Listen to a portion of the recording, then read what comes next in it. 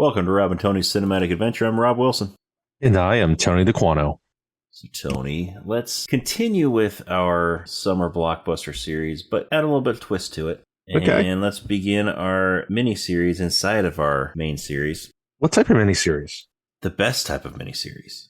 The Nicolas Cage type of mini-series. The Nicolas Cage type of miniseries? Yes. This sounds amazing. The Nicolas Cage Summer Blockbusters mini-series inside of our main Summer Blockbusters series. I mean, we did a Nicolas Cage blockbuster last summer. Yes, we did. So we got to do one this summer, right? We're not just doing one this summer. But we're getting two. We're doing two this summer. And they're going to be back-to-back, starting with this one that we're doing right now, the classic Nicolas Cage masterpiece.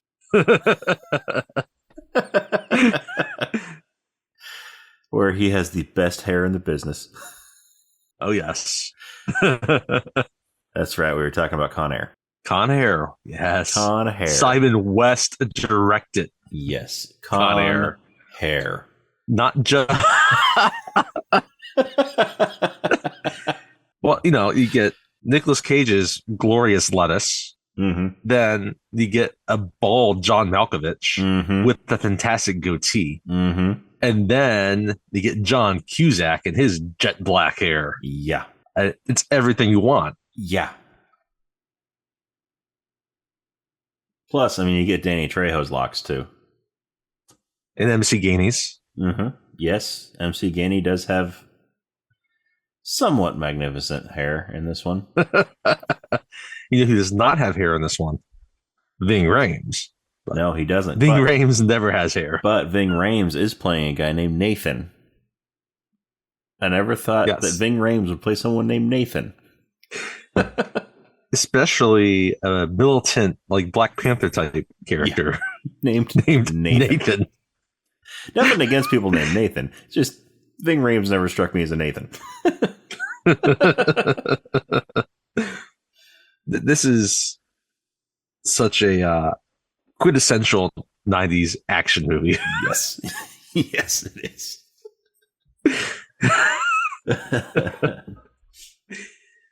Not just because of all of the hair or the lack of hair, even at the same time, Cole Meany is in this, and he's got some hair going on.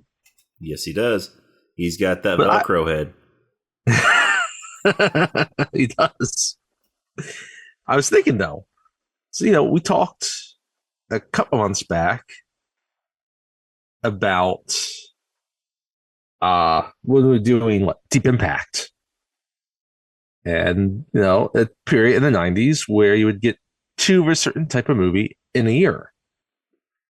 We also talked when we did John Wick about how it redefined action movies, just like Die Hard redefined action movies.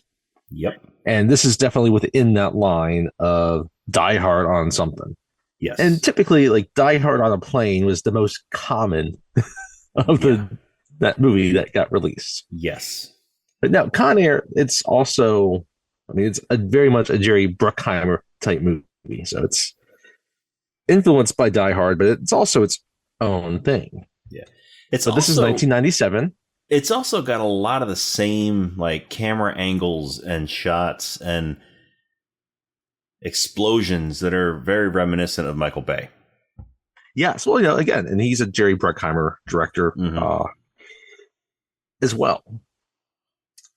So, but yeah, that's summer of 1997, right? We talked about Deep Impact and Volcano.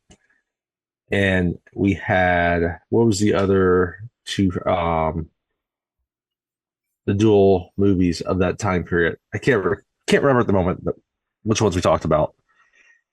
I guess it was Independence Day and... Well, there's Independence Day and Mars Attacks. Well, yes. Anyway, but 1997 had two Armageddon and Deep Impact. That's what it was. Armageddon, Deep Impact. Thank you. But 1997 had two Die Hards on an airplane. Yes, it did. It's Con Air, which has cons on an airplane that gets hijacked. Yep. And then you get Air Force One. That has Harrison Ford. on the president the airplane. hijacked. So you got Harrison Ford and Nicolas Cage as action stars on an airplane in the same summer. Mm-hmm. Very, very different movies. Yeah. Very different. Very different. Both great in their own right. And this is... But both have a main villain with a magnificent goatee.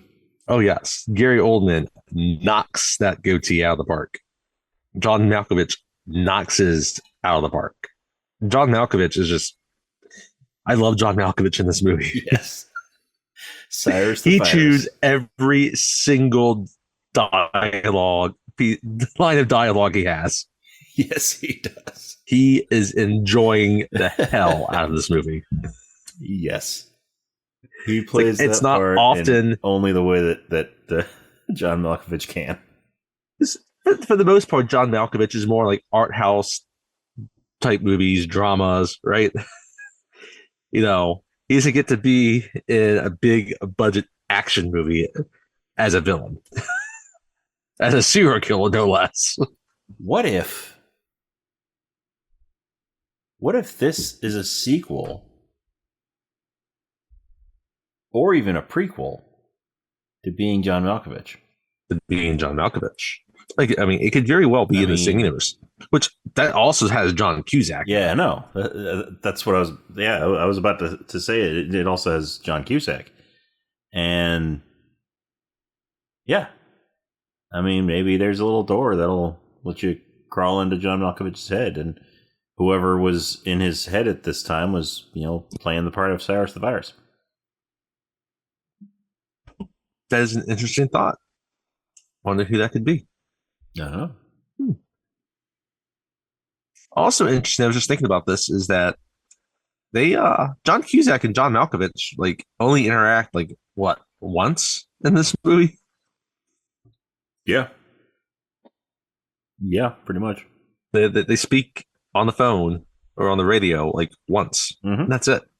And granted, yeah, he's more, he's obviously spending his time with the Cage. Mm-hmm. But I mean, they really only talked that one time on the radio because John Malkovich doesn't want to talk to Cole Meany because Cole Meany's being a dick. Yeah, I don't blame him.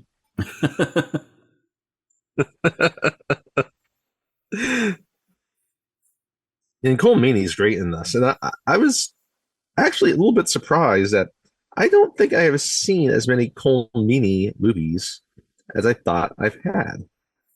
Yes. And it's funny, one of the ones that he's actually in that I don't think of him being in is Die Hard 2. Yes, he is. Because he's pilots. The pilot on the British Airways plane. Yep. Yeah, that's the thing. I remember him mostly from TV. Yeah, I mean, he's on Star Trek. Yeah, he was on Star Trek. Next Gen. He was on Stargate Atlantis, all those Star shows. But yeah, I never watched a whole lot of Star Treks. I never really saw him that. I did see him in Stargate. But yeah, I was looking back through his filmography. It's he's been in a lot less movies than I've kind of remembered. Yeah, but he is memorable in all of his movies. Oh, yes, he is. Hey, he was in Remington Steele. With James Bond. Yes. And MacGyver. There we go. Yeah, and then Hell on Wheels more recently. But yeah, a lot of stage stuff from one Cole Meany also. And obviously, there's a lot of people in this movie. I mean, we've talked about a few of them. But we haven't talked about Steve Buscemi. Mm-hmm. Yes. He plays a very Monica Potter. Yeah, Monica Potter. Oh yes, I really can't wait till we kind of get into his character because it's Steve Buscemi is definitely a memorable character. He's outside of kind of Nicolas Cage and John Malkovich in this movie. Like Buscemi's like the other like standout to me. Yeah, because of what the character is, and really like he does it well. Yeah. Dave Chappelle. Yes, Dave Chappelle. In this, right? He's great in this. He's hilarious. This might have been the first thing I don't know. I need to remember when I saw it. We'll get to that soon. Like you said, Danny Trejo's in it. Rachel Ticotin's in it. Like we said, Monica Potter. McKelty Williamson is in it. Bubba that's the other name I was going to bring up. Doug Hutchinson is actually in a like kind of a very small role in this movie. I don't know if he's even really has a line in it. He's one of the prisoners. Famous for like Percy in Green Mile, and then Horace Goodspeed in Lost. And, Edward Toombs from the X-Files, and there's more I want to touch on that soon. But yeah, it's quite the cast. And right there, I don't know, they all seem to be having fun. Yes. And it's that intersection it's the perfect late 90s action, R-rated action movie. Yes, absolutely. There's explosions, there's zany characters with cheesy dialogue. There's Nicolas Cage running away from explosions. There's just random old men talking to Nicolas Cage under pickup trucks. Yep. There's little girls having a tea party with Steve Buscemi. In an empty swimming pool in the desert. Yes. Which we'll get to. An empty swimming pool. Or next to an empty swimming pool. Are they? They're actually in the swimming pool, aren't they? They are in the swimming pool. There is carnage through major landmarks, this time Las Vegas. Yeah.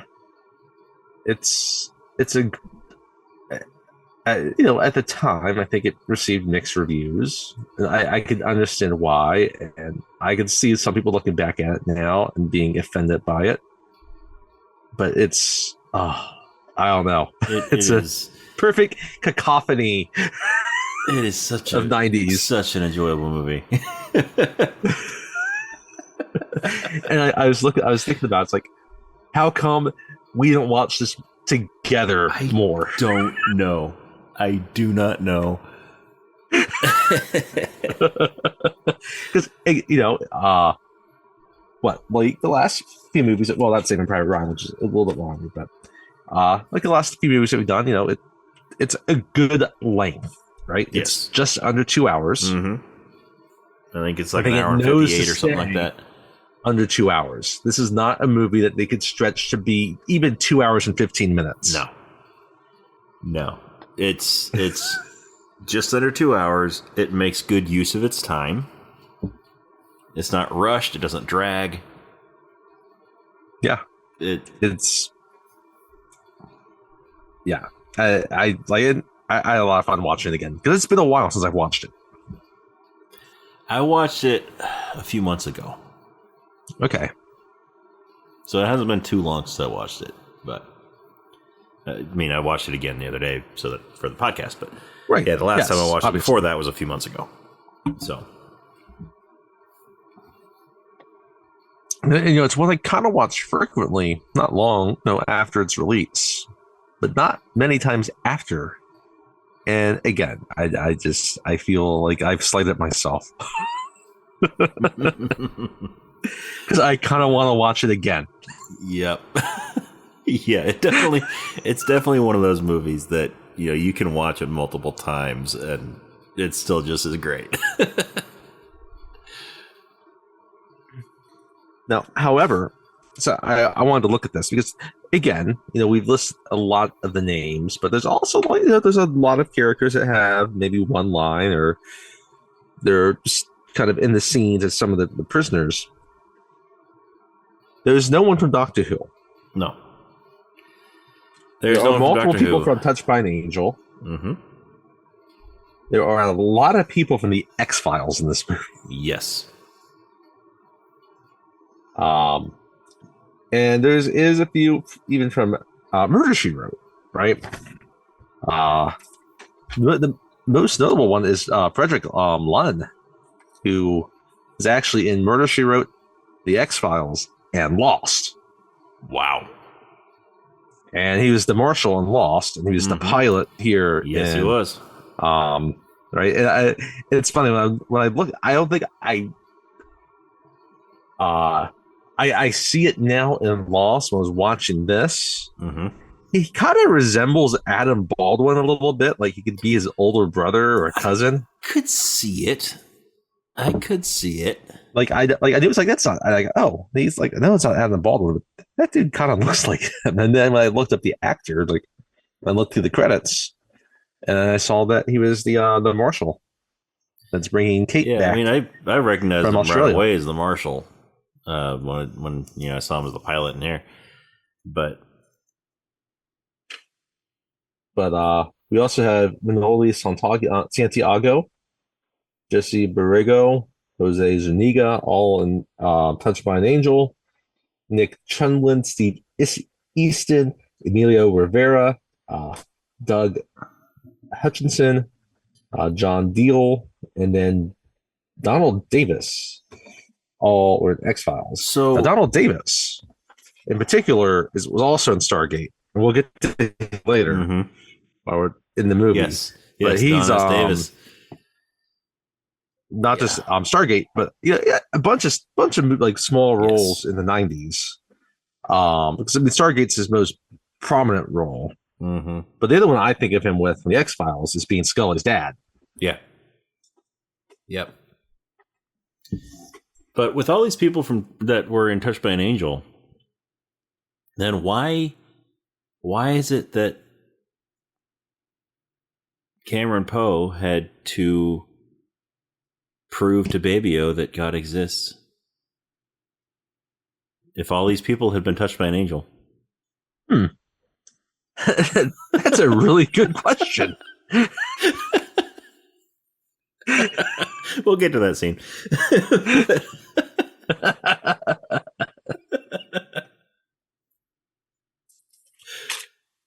But yeah, it's a large list of live actors just do not that obviously not A-listers, even B-listers, just kind of small character actors. It's just a perfect combination of a cast. And then just even like the setting, like we said, like the action is very Michael Bay-ish. Not even like it's like, we talked about this during Crimson Tide. You have your Tony Scott type movie, which is did a lot for Bruckheimer. Also, his style's different than kind of what Bay and Simon West do here. Yeah. It's just it's gloriously over the top. It is. And there's a flying Corvette. There's a flying Corvette. I love that they filmed this. I mean, it's a movie that either takes place on an airplane or in the desert for the most part, right? And they even filmed it in the desert. Like they spent 8 weeks basically on the Utah-Nevada border to film the this sequence at the airstrip in the second half of the movie, right? Yeah. I was reading up on it, like a lot of the crew and some of the extras were apparently like ex-cons themselves. So it really was Connor. And so, yeah. And, it was like, yeah, obviously it's the desert. They were having hot days, and I don't know. And during most of that, you have John Cusack in a suit. Yeah. In a very 90s suit. A very 90s suit. The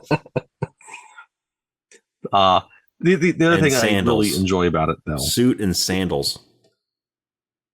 Yes. Is that the Obviously has its own font, right? The movie has its own logo. Yeah. Yeah. Which I think is terrific also. Yes, it is. Yes, it is. Absolutely. Just, you got the eagle. Yeah.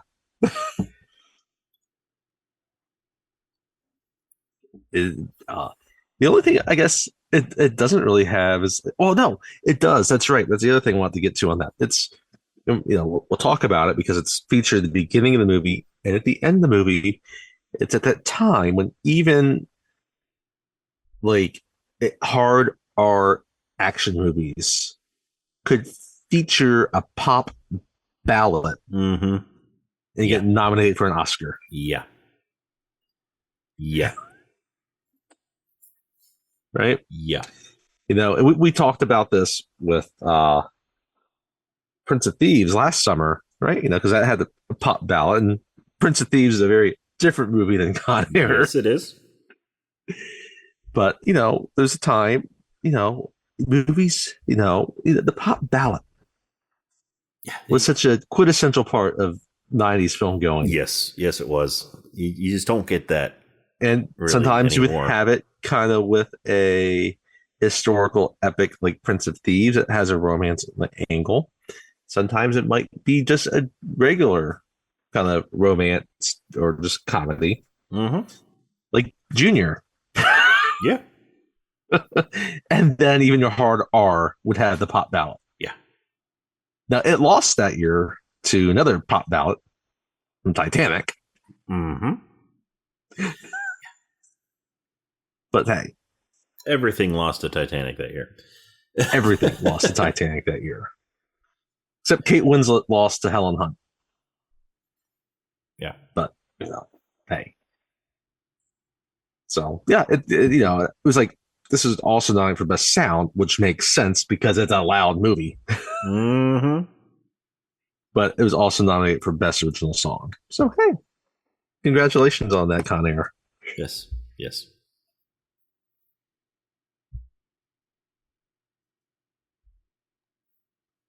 So I don't know. I have a whole lot else to say, and I don't know if you had anything else you want to get into before we hit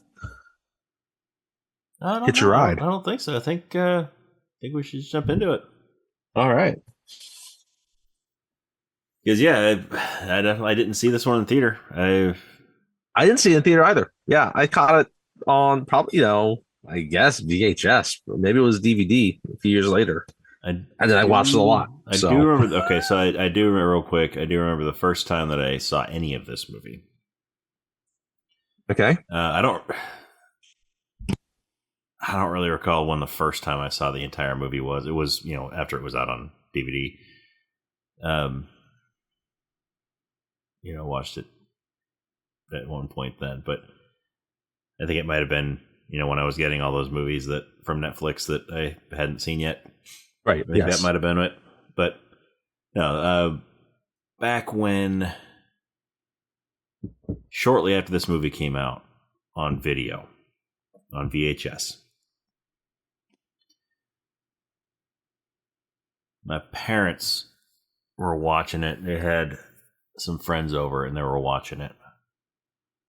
And for some reason, I was not allowed to watch this movie at that time. So it was rated R. And I was like 12, 13. Right. Okay. Eh. So for some reason, my dad didn't want me watching this one. Even though they had no problem with me watching Kindergarten Cop when I was 6. But and other movies like that, Terminator when I was like 6. And that had emotional catharsis. Yes, it did. Which this does not. But yeah, for some reason, my dad didn't want me watching Con Air when I was like 12, 13. But anyway, so I'm walking through. There were like I had sort of gone up to my mom and asked her real quietly if I could watch the movie. She's like, yeah, sure. So I'm sort of standing in the back of the room, back of the living room. And when the plane's coming down in Vegas and crashes through that glass side of the building, right?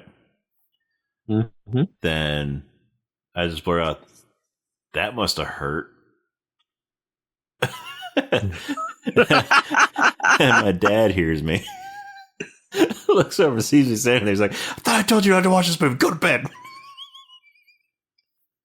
So I had to leave. I couldn't finish the movie.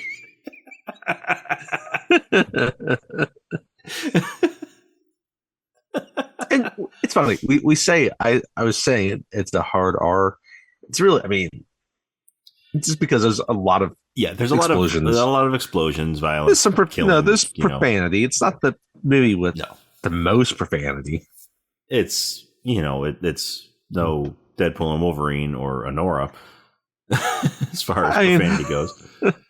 I would say the other aspect that gets a bit disturbing is when they introduce some of the criminals and talk about their crimes. Yeah. Plus, there is a rapist in this movie. Shit. There is a rapist. There is. So I get that. So I mean, I understand from that perspective of things. Yeah. But yeah, there's also a serial killer. Multiple serial killers. Yeah. I mean, a few of them are just mass murderers, right? If you do it in one setting, it's right. The serial killer implies that there is a series of crimes you've committed in which you have killed a person. Yeah. But anyway, we don't need to dive that deep into that. We don't. But anyway, so shall we get into it? We shall. All right. Before we get started, as always, spoiler alert, we're going to be talking about this entire movie, beginning, middle, and end. So if you have not seen it and you don't want to be spoiled, then pause the podcast, watch the movie, come back and listen. If you have seen it or you just don't mind being spoiled, then keep on listening. But you have been warned. We are going to spoil every bit of Nicolas Cage's fabulous locks in this movie. Yeah. Yes, we will. Like, that is a mullet. My favorite part is there's multiple scenes where the camera just pauses on it and it just kind of zooms in and it's blowing in the wind. It flows. It's just like flowing in the wind. And do they have a fan? Please tell me there's a fan. No, I hope there's a fan. They're inside. I want to be the fan guy that fans Nicolas Cage's hair. They're inside the plane. There's no wind, and his hair is just flowing like the wind's blowing through it.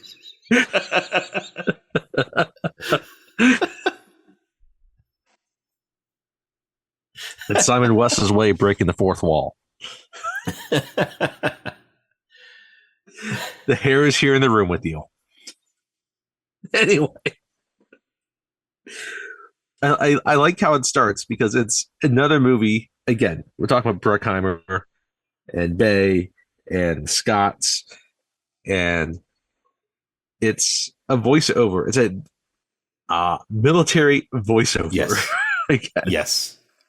The Army Rangers are talking about the history of the Rangers and how they're trained. They never leave a man behind. They never leave a man behind. Yeah.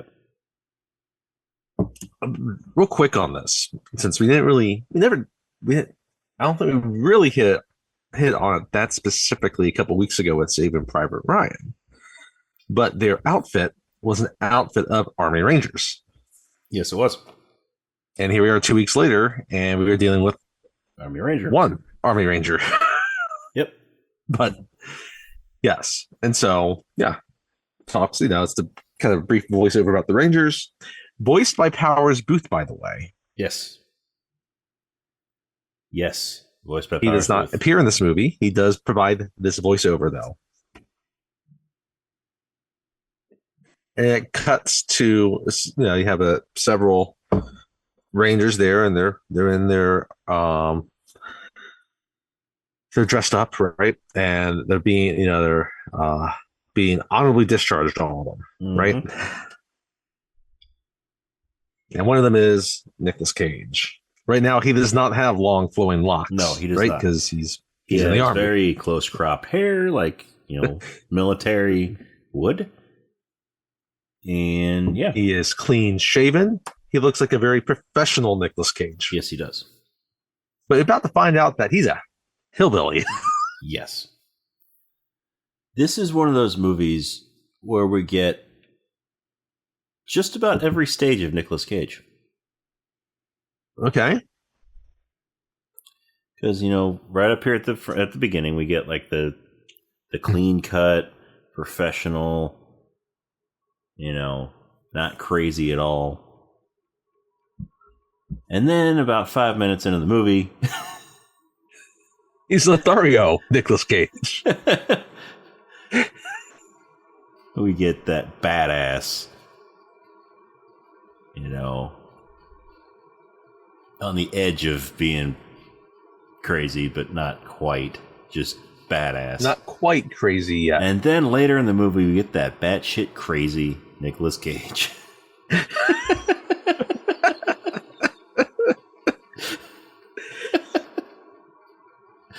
Yes.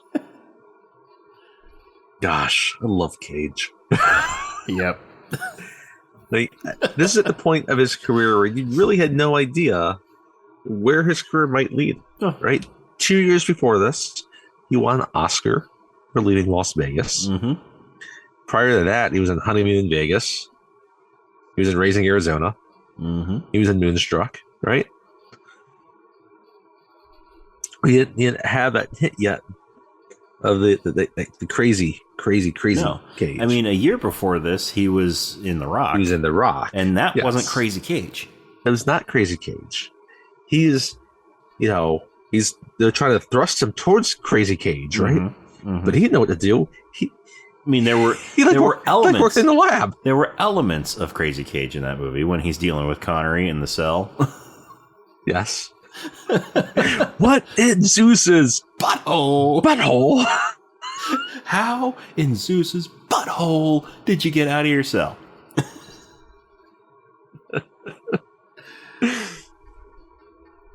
But no, we didn't have full-blown Crazy Cage. It's full-blown Cage. Mm-hmm. And it's going to lead into our next movie where we get full-blown Crazy Cage. No, this is just all caps lock Cage. Yes. Yes. Our next movie is Cage Unplugged.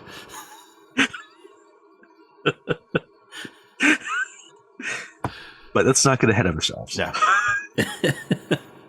So it's down in Alabama, and he gets off this boat, and he's going into this little dive that's right by the water there. Mm-hmm. And he meets up with Monica Potter, his wife. Yep. Who is pregnant with the tiniest baby. Yes. Because he walks right up to her and, kneels down and kisses her stomach and talks to the baby. So we would, imagine that she's pregnant here. And yes. So she is like 6 months pregnant at this point. Yeah. And she has a flat stomach. She's flat. No, I mean, she's flat. Like she has a she's flat not like stomach. Like she occasionally just, you get these ladies are like massively overweight. No, she has a flat stomach. Like she's spent the this entire is Monica day Potter. Doing crunches. No. Yes, and she's then spent all day around alcohol, like pouring it and working a hard shift. Right. Mm-hmm. I mean, I guess there's a chance, she could be like 2 months pregnant or something. And then there's just, with the whole trial and everything could last a while. But the way that this movie goes, it seems like she's supposed to be like 6 months pregnant right here. Yes. So. And by the way, I forgot to mention, so Nicolas Cage, his character's name is Cameron Poe, and his wife is Trisha Poe. Mm-hmm. Yeah. And so while they're there, they're talking. One of these drunk guys seems like he's a regular, starts kind of harassing her. And, Cameron kind of tells him off. Yeah. And so we kind of progress through the day, and then we get to the end of the shift. And it's pouring rain at this point. It's pouring rain. And so Cameron is walking his wife, walking Trisha out to their car. And he's got like a little newspaper above so they can kind of not get super wet. So wet, but not super wet. Yeah. And that's also this whole time he's in uniform. Yes. Like he is in his army uniform. What I want to know is if he just got discharged, how come she wasn't there? Because she was working. Okay. She needs to make that money. She works as a waitress at a dive bar.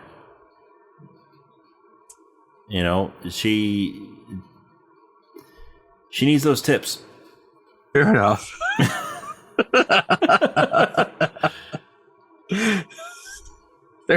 Fair enough. I have a feeling this isn't just like a second job.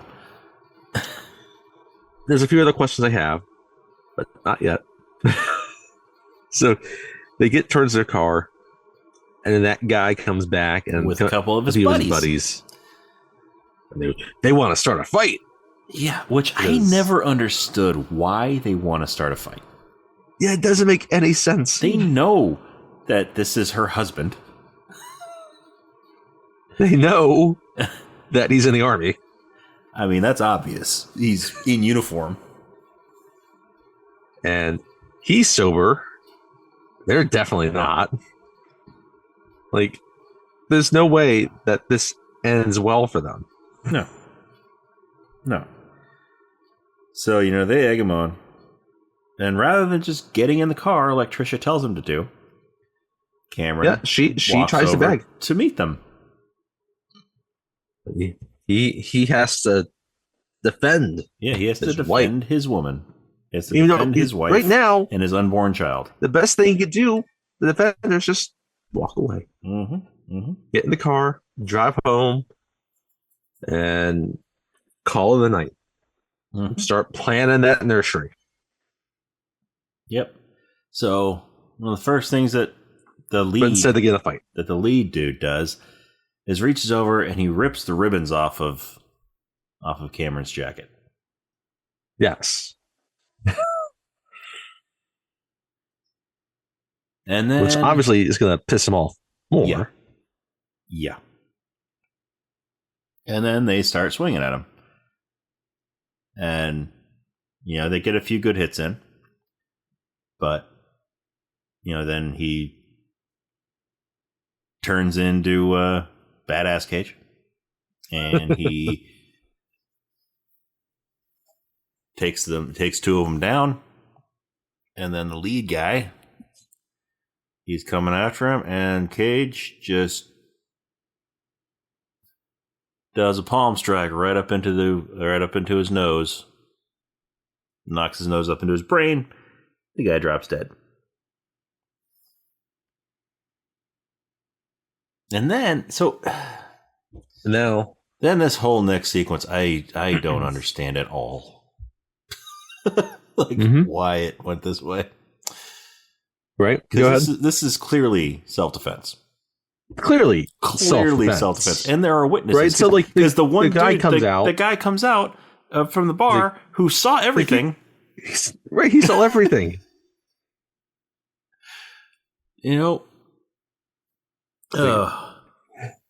It's clearly self-defense. But next shot we have, they're in a courtroom. They're in the courthouse. At first, he's just talking to his attorney. Yeah, that's right. They're not in the courtroom yet, but he's sitting on a bench out in the hallway. John Deal, right? And the attorney's like, you just need to plead guilty. Trying to convince him to take this deal that because he's a vet, they'll let him off easy. Yeah, he'll get 3, maybe 4 years. Maybe do a year. and then like just probation, community, right? Just plead But guilty you can't and let you'll this go get to this trial. deal. Okay, I'm sorry. Listen, like we said, this was clearly self-defense. And because he is this a guy, clean-cut army guy that's decorated, yeah, you would think then that's defending his pregnant wife.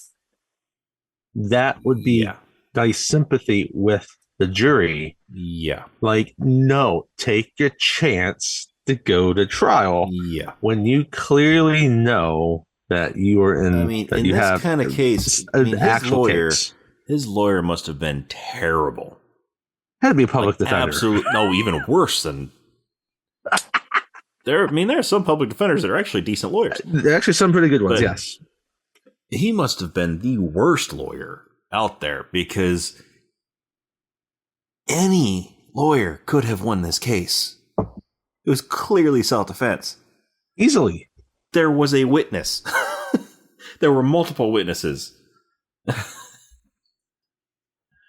And he's a sympathetic defendant. Yes.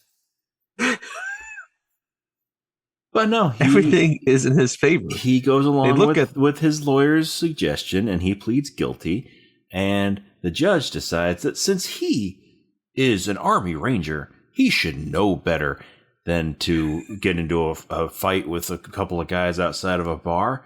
And that because of his you're basically a lethal weapon. Because of his extensive training, and he is a lethal weapon, which means that he is going to get the full extent of the punishment.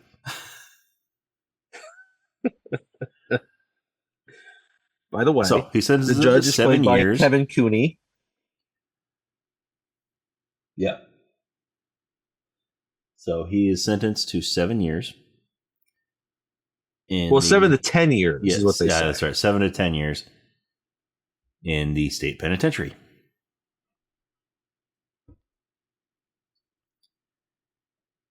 And so, yeah. And now Trisha, she's like, well, what am I going to do? I'm going to be a single mom. Right? Mm-hmm. My baby's going to grow up with a daddy in prison. She's destined for the pole. Yep. But yes, that starts the movie right there. Right? That's kind of like the prologue, so to speak. So then we get sort of and it cuts to him, like a little montage. Yeah, we get a little bit of a montage of him writing to his daughter. Well, first writing to Trisha, and then that's right. First writing to Trisha. That's right. Because first writing to Trisha because the daughter hadn't been born yet, and so writing back and forth. Dearest Trisha, how I have missed you all these years. It's like he's writing a letter from some Civil War camp back home. Yes, that's exactly what it's like. I cannot wait to get out of this prison and meet our daughter. I met another prisoner in here. His name's Baby-O. Baby-O. His name's Baby-O. And I showed him a picture of our daughter, and all he had to say was, God, it's a good thing she looks like her mama. And I couldn't agree more. Yes, I would certainly hope his daughter does not look like Nicolas Cage. And meanwhile, during this montage, his hair's getting longer. It's getting longer. But then after writing back and forth with Trisha, then he gets a letter from his daughter, Casey. Dear Daddy, I went to preschool today. We had circle time. We had circle time. And there's this boy. He was real mean and nasty. He has black teeth. I I love that. It's Alabama, of course. Like you truly believe he might actually have black teeth. So So today was my first day of first grade. I don't want to go back tomorrow. But Mama says I have to. It's like, you need to go to school. Dear Casey, I hope this letter finds you going back to school. You need your education. Your mama is right.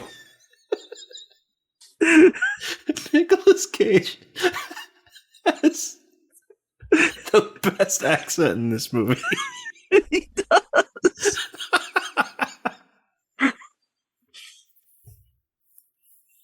He's supposed to be from Mobile. Where he's actually from, I don't know. I don't know. But I've never heard a Southern accent like Nicolas Cage's Southern accent.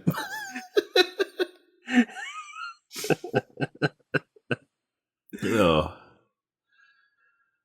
Then he finally writes one back to his wife again, Trisha, saying that he's coming home. Well, first he parole. Yeah. So yeah, he's like, baby, I'm coming home. And then he gets one more from Casey. He's like, my birthday is July 14th. My daddy's coming home on July 14th. I get to see my daddy on July 14th. The note plays an important part later in the movie. Yes, it does. Yes, it does. But also throughout this montage, we've got he's getting all this stuff, delivered to him at his cell. So obviously he's gotten to know Red. Like he's got a Spanish for beginners book, or actually book on tape. He's got a Spanish for beginners tapes, cassette tapes. He's got an origami book. Got all this stuff that he's learning for Casey. Because in one of them he made an origami swan, and he was going to include that in his letter to her. So what we're saying is Tim Robbins or Andy Dufresne assist Bruce Wayne in building a series of pneumatic tubes and tunnels in Gotham. Yep, that tracks. While he's doing that, Red, or Morgan Freeman, is assisting in getting things for Nicolas Cage or Cameron Poe in Con Air. Yeah. Okay. Yeah, I mean, Shawshank. That checks out. Shawshank can't be far from the prison where Cameron Poe is. So, I mean, Shawshank wasn't that in like Georgia? No, that was Maine. Was it? That's right. That was Maine. Things. That was Maine. Maine. Still, never mind. Hey, for some reason, I was thinking Andy it was a southern prison. built a tunnel. Never mind. Yeah, never mind. Andy So the prisons built were close that together. Tunnel also. Yeah. There's a tunnel. Red is using a tunnel to get from Shawshank. Yes, absolutely. There we go. Absolutely. Problem solved. Yeah. Andy Dufresne built him a tunnel. And Bruce Wayne, because he wanted to thank him, made it like a pneumatic type of tunnel. Yeah. And so Red would just get shot. So he can get there faster. Yeah. All right. Because, I mean, he's got to be back in his cell by lights out. So he's got to be back in his cell all the way up in Maine. Otherwise, Clancy Brown's going to beat him. Yep.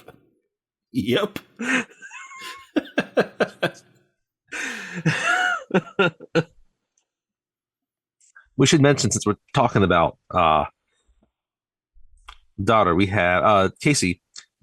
Landry Albright plays Casey Poe. Yes. So a lot of people might know from Malcolm in the Middle. But we'll actually see her later in the movie. Mm-hmm. The last thing he does have, though, is a pink bunny. Yes, he has a bunny so did he buy this bunny from the prison commissary? I don't know. Or did Red acquire it for him? Because this bunny is still wrapped in the plastic. It's still in his plastic bag, still has the cardboard the piece of cardboard on there that hangs it up on the rack, and that keeps the plastic shut. So if he bought it from the prison, from the commissary, why would they have a bunny in there? Good question.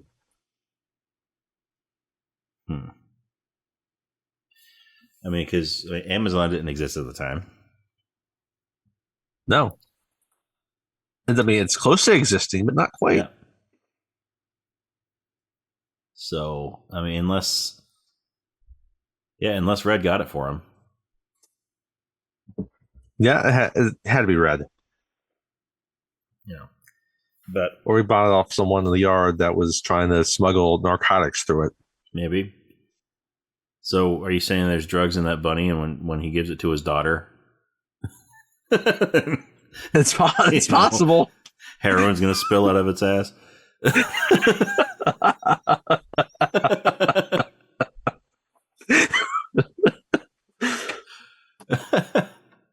Oh boy. Anyway, so, but I guess so. The next thing that we're having is that he has to get transferred. Flown back.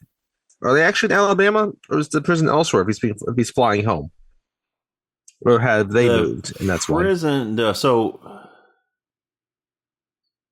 the prison, I think, is in California. That's okay. Yes, because most of the movie takes place in Nevada. Right. So then, Red built the tunnel pneumatic system to go cross from country. Maine to California. That's even better. Yeah. Yes. It's the transcontinental pneumatic tube system.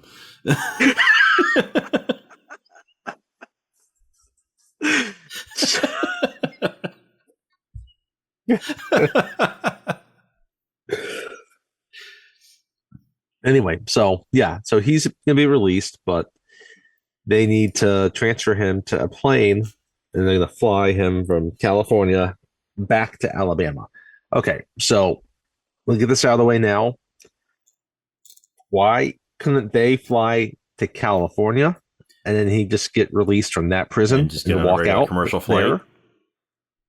Yeah, I don't know. That's a good question. That would save us from having a movie. It would. I guess. It would, but I mean, you could still have a movie. You would just have Nicolas Williamson having to save the day while he's going into a diabetic shock. Yeah. Yeah.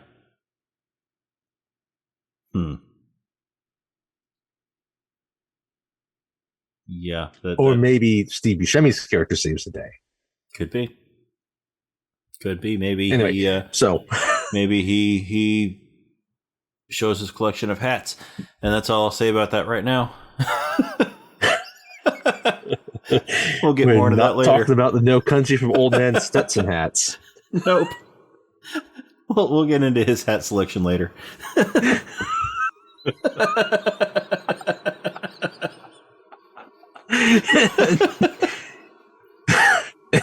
Anyway, so Baby O is Nicolas Williamson and his cellmate, and I guess he's getting transferred also to this new maximum security prison, right? Along with a few others, right? And so they're just being taken on your standard prison bus. Now, are they taking him all the way to Alabama, or are they taking him to somewhere in Nevada, where then Trisha and Casey are going to pick him up and then fly all the way back to Alabama? Yeah, maybe. Well, he's not scheduled to get off at Carson City. We know that. Yeah. Huh. Maybe they are flying him all the way to Alabama. Let me see. I know I had the screenplay up here somewhere. But anyway. Anyway, not that important. No, yeah, not that important. Where So, he's ultimately destined. They're basically to land. on your standard kind of prison bus to transport it to the airfield, right? While this is happening, they're talking with this guard. Her name is Bishop. Mm-hmm. Guard Bishop. Right? And Guard Sally Bishop. Is it Sally? Yeah, Sally Bishop. That's Rachel Tickerton. Is the actress, right? Mm-hmm. And he's telling her that I'm gonna go home and see my daughter, right? And she's just telling him also that the procedures that he'll still be restrained during this, and that he'll be formally released, and that entire process. Once the plane's on the ground and everything, right? Meanwhile, Baby O is saying that I need to make sure I have my insulin. She's saying that what she'll make sure that he gets it. Which, right? by the way, she played Melina in The Running Man. By the way, yes, and I think she's a compassionate guard, but she's also serious about her job, right? Yeah. She congratulates Cameron on being released, but reminds him that you're not released yet, so you still have to obey the rules.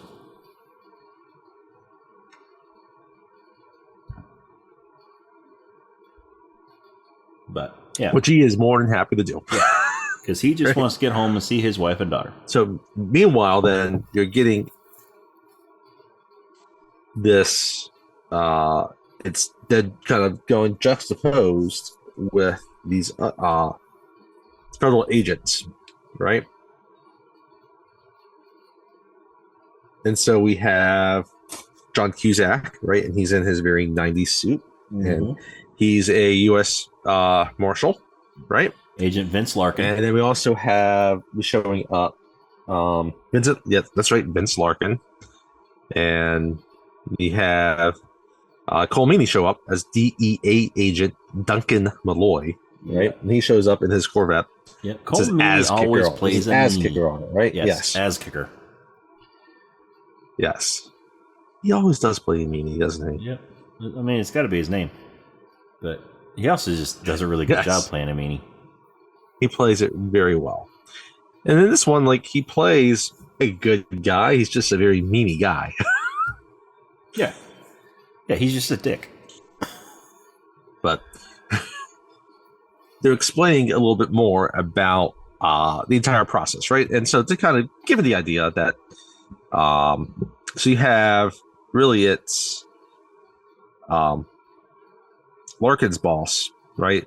Just kind of briefly explaining. This is Deputy Marshal Skip Devers, played by John Roselius. That times you have to transfer prisoners, across, a greater distance, right? Yeah. And to do that, you gotta go by plane, right? And typically, so, how it actually would happen would be generally like a 737, right? Yeah, it wouldn't be a cargo plane like they have. Yeah, no.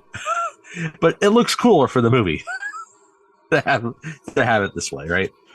They had 3 models of this plane that they used to make it. Incidentally, so one of them went through several sales and ended up being involved in an actual plane crash in Alaska about a dozen years ago. Huh. And killed the people on board, right? The other one went for scrap, and the other one is now displayed. Anyhow, so, but yeah, so they're the ones kind of talking about how there is this new Supermax prison being built, and they're going to send the worst of the worst there. Yeah. And they give us descriptions on a few of them. The first one. Yeah, so now we get John Cusack describing these prisoners. And first one is Billy Bedlam. Yeah. Played by William Bedford, right? And he talks about how he discovered his wife in bed with another man. And instead of killing them, he drove 4 towns over and killed her entire family. Yeah. William Billy Bedlam Bedford. Right. The next one is Diamond Dog. Or, I'm sorry, Nathan Jones. Yes, Nathan Diamond Dog Jones. Right. And 1 second before I get that, I misread that about Billy Bedlam. Let me see here.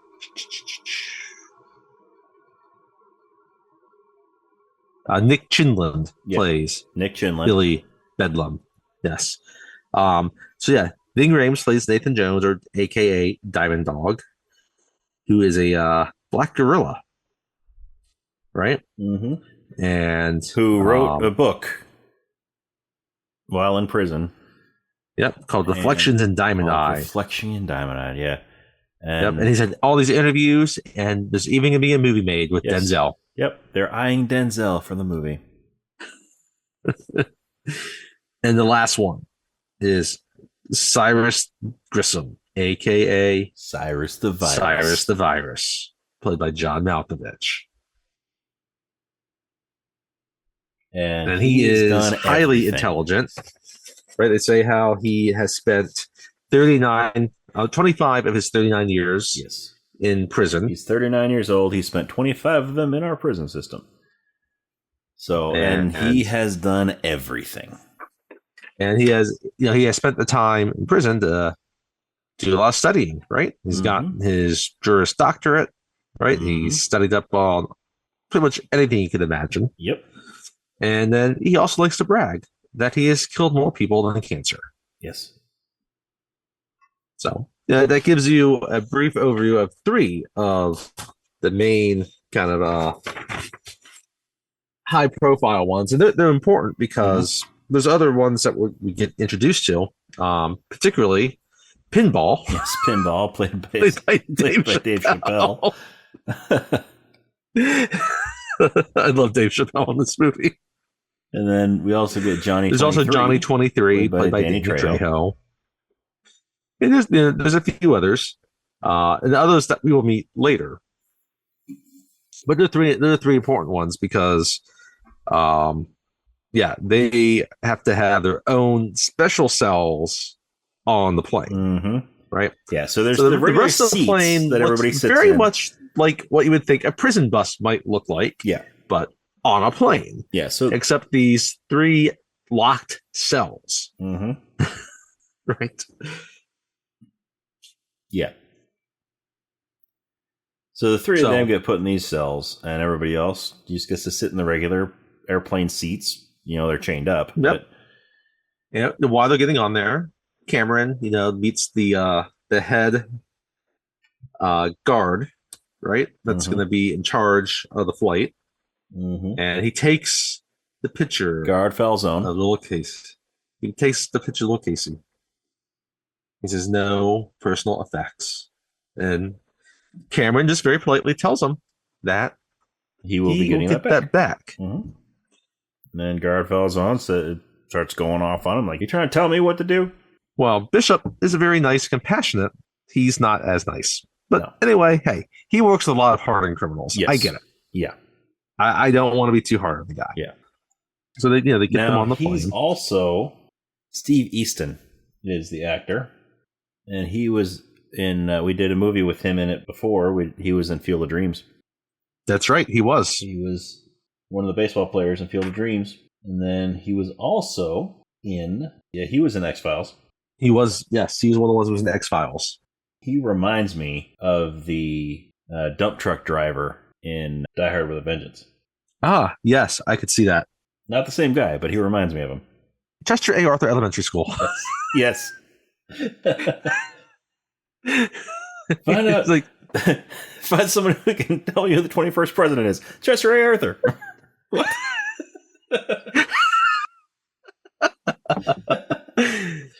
Anyway, so they get them on the plane, and we get a briefing from Larkin, right,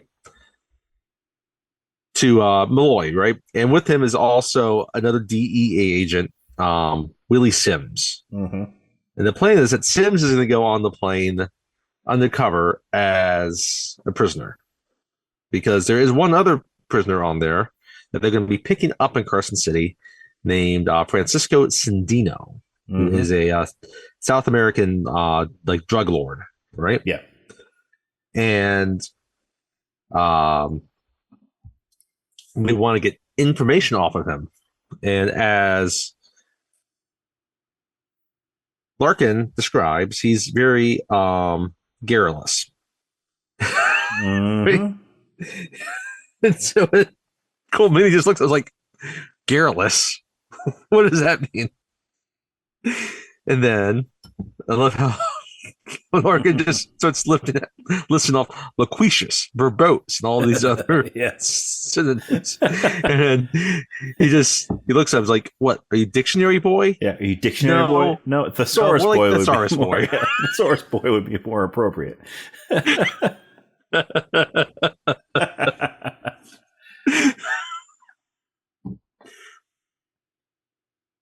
So on the plane, typical takeoff, and everyone's on there, and finally, we have Baby O. It's like, I need my medicine, right? Yeah. And so this other guard comes up. It's like, I'm coming. I'll get you. I'll help you. And meanwhile, you have Pinball, Dave Chappelle, right? So and, first it shows all three of the guys in the cells, right? Oh, that's right. And they're sort of picking at their hands. Yes. And we see that each one of them has a pin stuck under the skin on the palm of their hands. That's right. So they're pulling those out, and we see them go to try to pick the lock on their handcuffs. And then it cuts over to Pinball, and he's sitting down next to one of the prisoners. And he just can't stop referring to the fact that this man is Native American.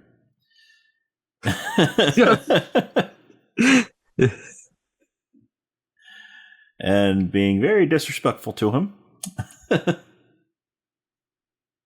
In the way only Dave Chappelle can. Yeah. But so he reaches into his mouth and he grabs a string and he starts pulling on this string. So, clearly he swallowed something and he's pulling it back out. I want to just get back real quick to the Larkin Malloy thing. He's like, yeah, that would be loquacious, verbose, effusive. How about chatty?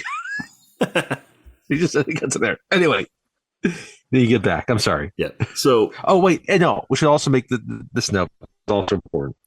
Is that they want them to have a gun on board. Yes. And Larkin says, no, we can't have any firearms on board. Yeah. There's one, and it's in the cockpit. Well, there's a small arsenal in the belly of the plane, and there's a pistol and a lockbox in the cockpit. But that's all the weapons that are allowed on board. So, no weapons. Cannot take the gun with you. But yeah, so he's supposed to be one of the people. Are they putting him on here? Yeah, I guess they are. Yeah, he gets on here. He gets on here, yeah, at the beginning. And yeah, Malloy slips him a piece. Yeah. So because they also slip on, he's really wearing recording equipment also, which is also important. Yeah.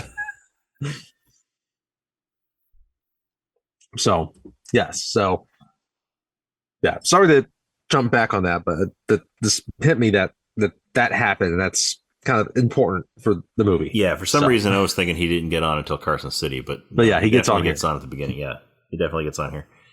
But anyway, so and and that's the other thing that Larkin tells him, like, don't make eye contact with any of them because that's a sign of aggression. Yeah. So we get Pinball, Dave Chappelle, and he's pulling this string, and he pulls something out of his throat. It's this little plastic bag with some little plastic baggie with that he swallowed, a match, and a little pouch of something. Yep. So he looks over at the guy sitting next to him. He's like, "Hey, if you survive this, no hard feelings, all right?" He's like, what the fuck? And so he starts And he starts squirting him with squirting a fluid. With this fluid from this little pouch. And then, which, the guy's like, what are you doing? Pretty easy to surmise then, with the match. Yeah. Then he lights the match and tosses it on him, and the guy just goes up in flames. Pinball was like, this dude just spontaneously he just spontaneously combusted. That happens. I saw it on TV. And he's up in flames, and now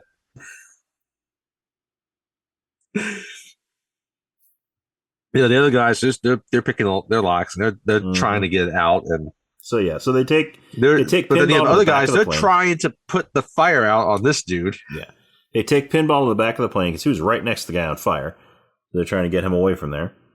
And I'm glad I said the back of the plane, because how the plane is set up is that you have your cockpit up front, you have some rows of seats of prisoners, then you have the cages, and then between those, have Cage. Yeah, then you have Cage and Baby-O. But yeah, so Cage and Baby-O and Pinball, they're in the back half of the plane behind the cages. Yeah, and so behind the cages are the levers to control the cages, to open and close them. So they take Pinball back there, right next to one of them. And so, Cyrus tells him to open it. So he reaches over, pulls the lever, cage opens. And which one was it that got out first? I think it's Double Dog, because Double Dog ends up killing the guard that's going to give Baby-O. That's right. Diamond Dog gets out. The insulin. And then, Diamond Dog gets out, kills the guard that was going to give Baby-O the insulin. And then... Right? They get the other cages open, and they're able to overpower the guards. Right? And they... But one of them... one of them is able to get Baby-O tased. But before any of this, we get introduced to the other prisoners, because we get introduced to Johnny 23. We found out why his name is Johnny 23, because he is a rapist and he raped 23 people. Yes, that's right. And he's got a heart tattooed on his arm. We got ahead of ourselves again. Yeah, he's got 23 hearts tattooed on his arm. One for each of his ladies. And he intends for... Yeah, he intends to rape Guard Bishop. And he's saying this even while, before all this is happening. So. And Cyrus is talking to him through the cell, through the bars, and he's telling him that how much he despises rapists, and that they're... That's right. What's the wording he uses? He sees them as a combination of what is it?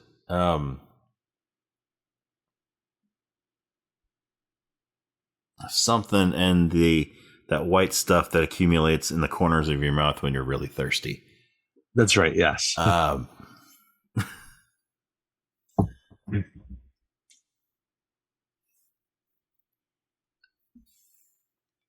But anyway, so because that's important.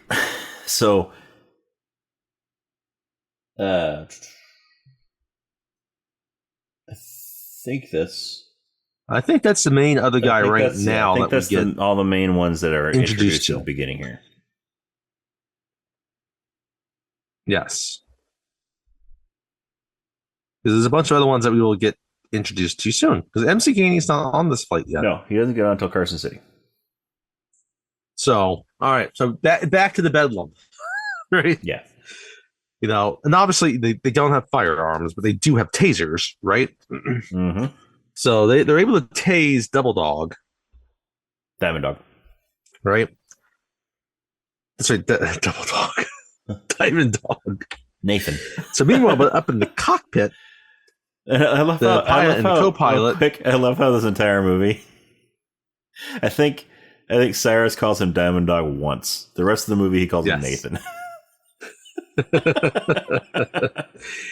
Which I think is is it a script choice? Is it an acting choice? I don't know. Character choice. I don't know. Right? because Cyrus is, Cyrus. Okay, yeah, I don't think he really likes most of the people on that plane, No. Yeah, I don't except think so. Pinball. And eventually Poe. Yes, and eventually not Poe. Yep.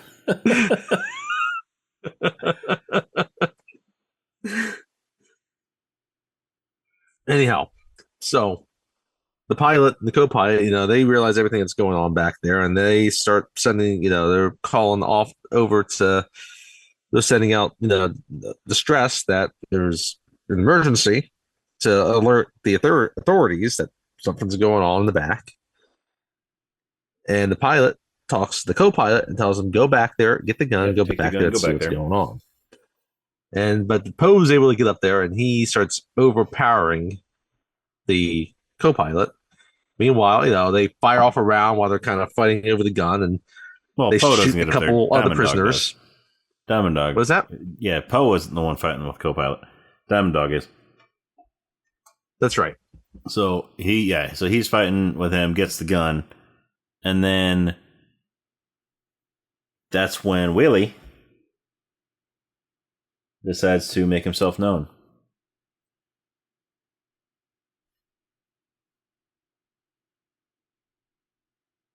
Yeah, so Agent Willie Sims. No, that's not yet. It's after they gain control of the flight, because Cyrus kills the co-pilot, right? Uh-huh. Then he goes over and he talks to the pilot and tells him that, tell them that everything's gone. Yeah, everything's fine. Everything's fine. It was a false alarm. And the pilot's like, well, you have no one else to fly the plane, right? Mm-hmm. It's like, and then Poe's like, I never think that far ahead, right? But the pilot relents and he continues on course. Then Cyrus gets back and he gets to the front of the plane, and they have the guards there and prisoners. Most of them, some are still in their seats. They're still shackled, right? And he tells them, like, I've got the only gun on this plane. Welcome to Con Air. That's right. Yeah. And a lot of them celebrate, and of course, Poe's like, no. Right? Poe's like, so no, they give a brief rundown. I just need to get home and see my baby. What their plan's going to be, right? Mm-hmm. And their plan is that they're going to fly to Carson City, and they're going to pick up some other prisoners. Yep. And they're going to have to drop some prisoners on there that are going to be exchange there in Carson City. They're supposed to get off as it is. Yeah, there's right? 10 coming on, 6 leaving. 6 getting right off. And then they say from Carson City, after that, we're going to fly to another airfield where there's going to be another plane that's going to wait for us, and then we can fly off, be free, and we're also going to get a lot of money, right? Mm-hmm. And he tells them that's going to be from Sandino. And that's all they need to know for right now. Yeah. Right? Right. And so it's in the course of this, not long after this conversation, right? Which is when the agent steps up. Yes. So the agent draws his gun. And is it Pinball that he grabs? Yes, Pinball. Yeah, so he grabs Pinball. Yes. And he's got his gun out, and of course, Cyrus has his gun. And yeah, so they're sort of arguing back and forth, yelling back and forth, and Cyrus shoots him. So he shoots him, but first, there is like this older prisoner that tries to like jump him, and he shoots that prisoner, and then that's when Cyrus shoots him. Mm-hmm. But Poe's trying to talk him down, saying like, "You're in a bad spot here. Yeah, you've got, you have no leverage here. Like this is not going to end well for you, right?" Yeah. And he's just telling Poe to shut up. And so when was it when Diamond Dog was wrestling with the co-pilot over the gun that the 3 prisoners got shot? Or there were a few prisoners that got shot. Most of them I think get shot during the wrestling of the gun. Yeah, because there was the neo-Nazi who spit on Falzon, so he bagged him. That's right. Yes, I forgot. I mean, I remember there was him. I forgot about the spitting part. Yes. And so while they're wrestling over the gun, then he ended up getting shot in the head. And then there were one or two other people that got shot too, weren't there? There were two more, because as we'll find out soon, there's three that are supposed to get off that are dead. Yeah. Right? Yeah. So while they're kind of wrapping this up, Cyrus just looks at Poe and tells him, you did a good job, Poe. He asked him what his name is. Right? He's like, prisoner, what's your name? He's like, or inmate, what's your name? He's like, Poe. Poe. He's like, good job, Poe. Right? It's a good job, Poe. And then Baby O's like, great job. Not only did he not save that man's life, but he made friends with Cyrus the damn virus. Yeah. So they're continuing on, and that's when Pinball is giving a little. He's got the itinerary, and also the flight sheet of the prisoners. Mm-hmm. And he's like, well, you got a problem here, because this one is this guy right here, and he's got a bullet in the head. Mm-hmm. This one's got a bullet in his head. He's got a bullet in his head, and this one's also got a bullet in his head. Yeah. It's like, you are three white guys short. Three white guys short.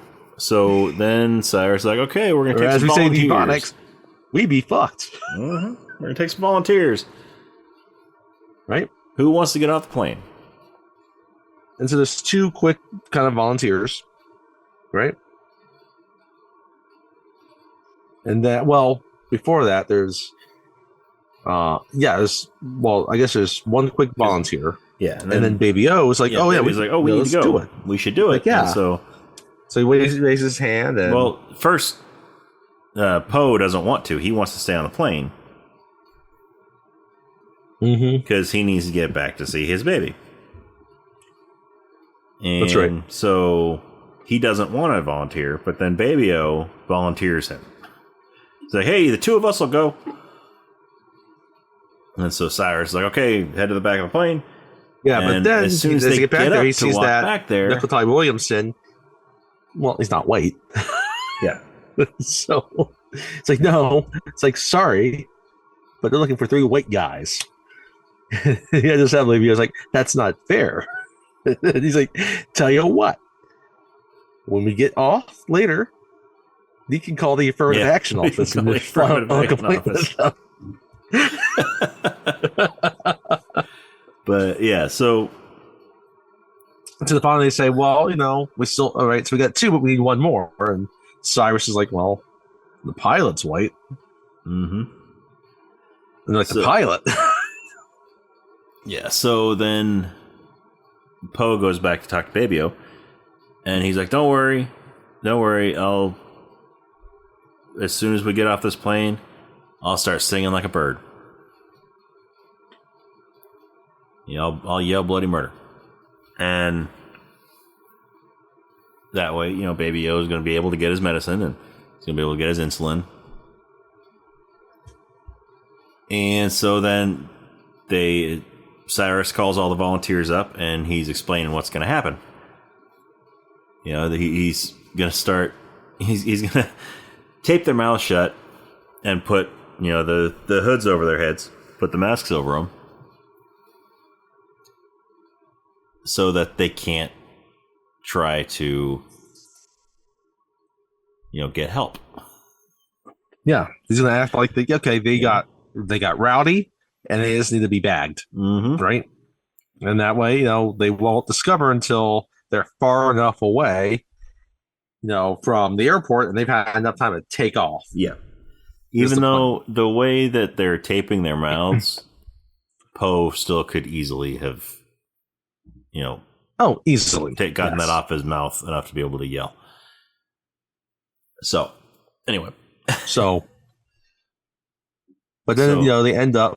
he makes an excuse. So now they still do one, but he's so like, Poe at the last second decides that he can't do this. He has to stay back with BBO. And Cyrus like, why not? He's like, I got another 15 years on my sentence. I just can't leave yet. Lying because we know that. And I'm surprised that with all that he was going on and on about getting out and seeing his daughter, that everybody on this plane didn't know that. I'm kind of surprised. Yes, I agree with that. So, anyway, but yeah, he's able to convince them that he shouldn't be going. So Cyrus lets him go, and they get another volunteer. They get another white guy. Well, so they end up using one of the guards. Yeah, the one that guards. They put Willie Sims took the photo of Casey. Yeah. So guard fells on. They put Willie Sims's prison uniform on him, and so Cyrus tells Poe to put the uniform on him. So while he's doing that, he's putting the clothes on, and he tucks the tape recorder into the guard shirt, and right? It's not like a micro cassette recorder or like a digital recorder or anything like that. It is a reel-to-reel love it recorder. Yes. Oh my. It's this big bulky thing. So they land, right?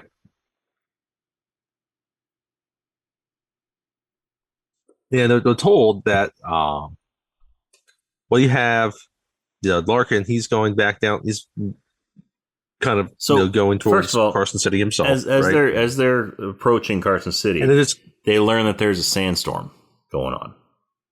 Right, there's a sandstorm. So they have to land. I love that there's a sandstorm. It just has to add to the feel of the chaos of this movie. Yeah. So they have to land in a sandstorm.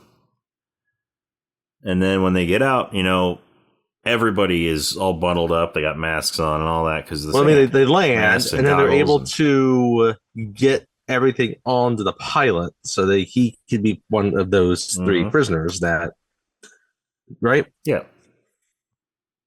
And meanwhile, Grissom, not Grissom, Cyrus, right? He's got a whole kind of works to his advantage, actually, that he can kind of put this jacket on and these goggles and glasses, right? Yeah. Because they're obviously the sand's blowing. They got to protect. They're not going to get sand in your eyes and protecting against the winds, right? And so they're offloading all the prisoners, right? And he kind of jokes about the different guys they got.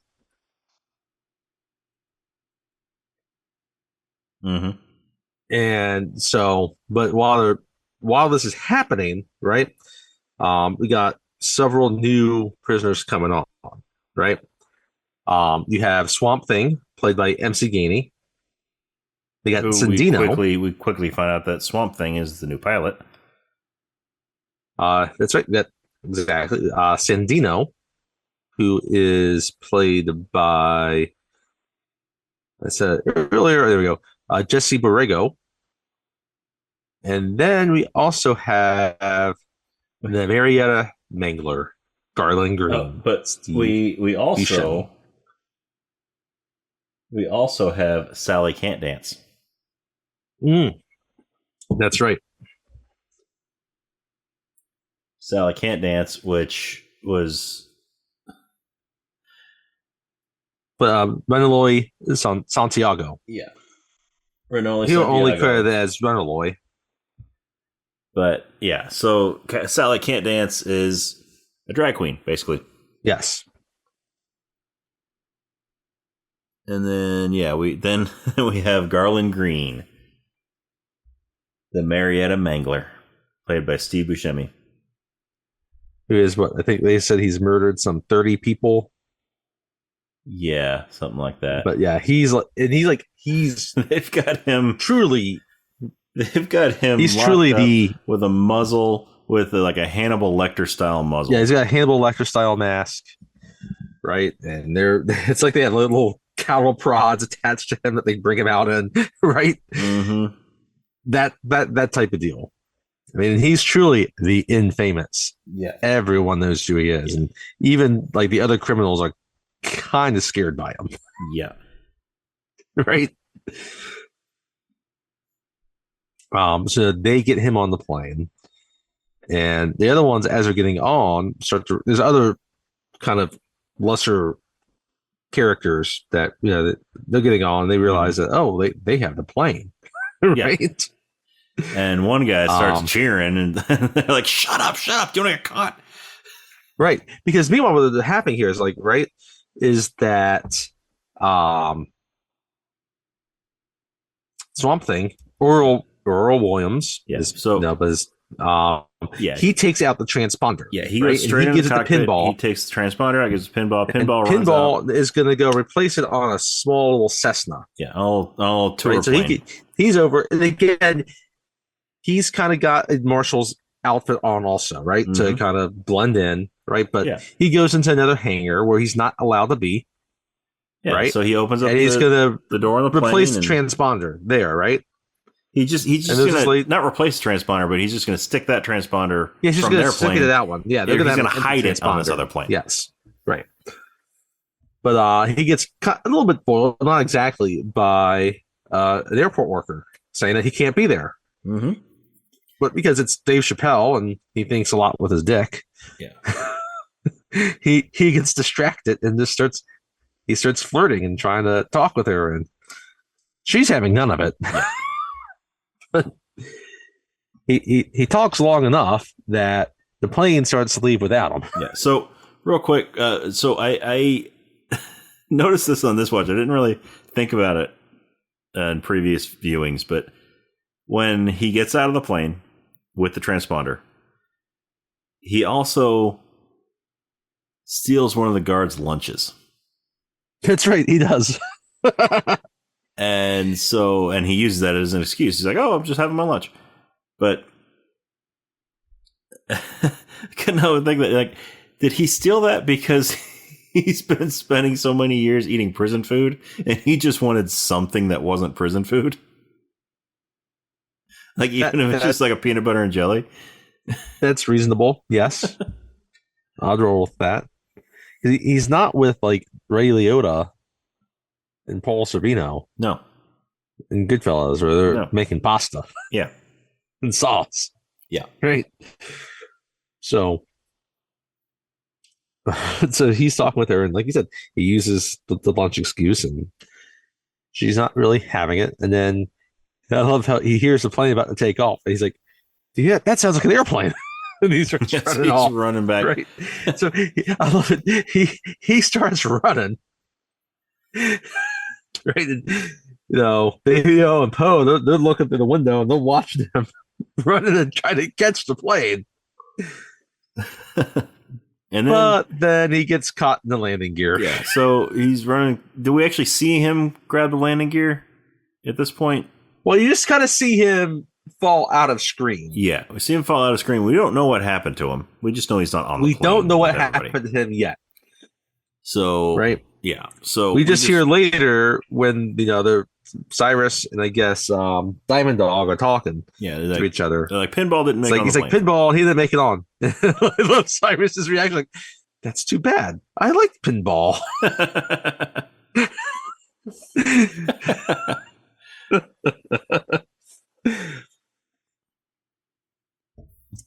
that it is important for very, not for kind of later, right? Because so they're on there.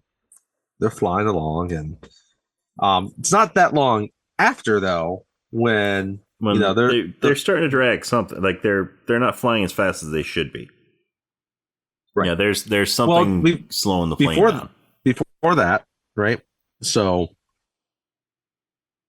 they're all of them are kind of standing outside the plane before it takes off. They want to make sure the buses kind of get out the gates and continue on. Right, because they're want to make sure that their ruse is not discovered yet, right? And so they're confident of that, right?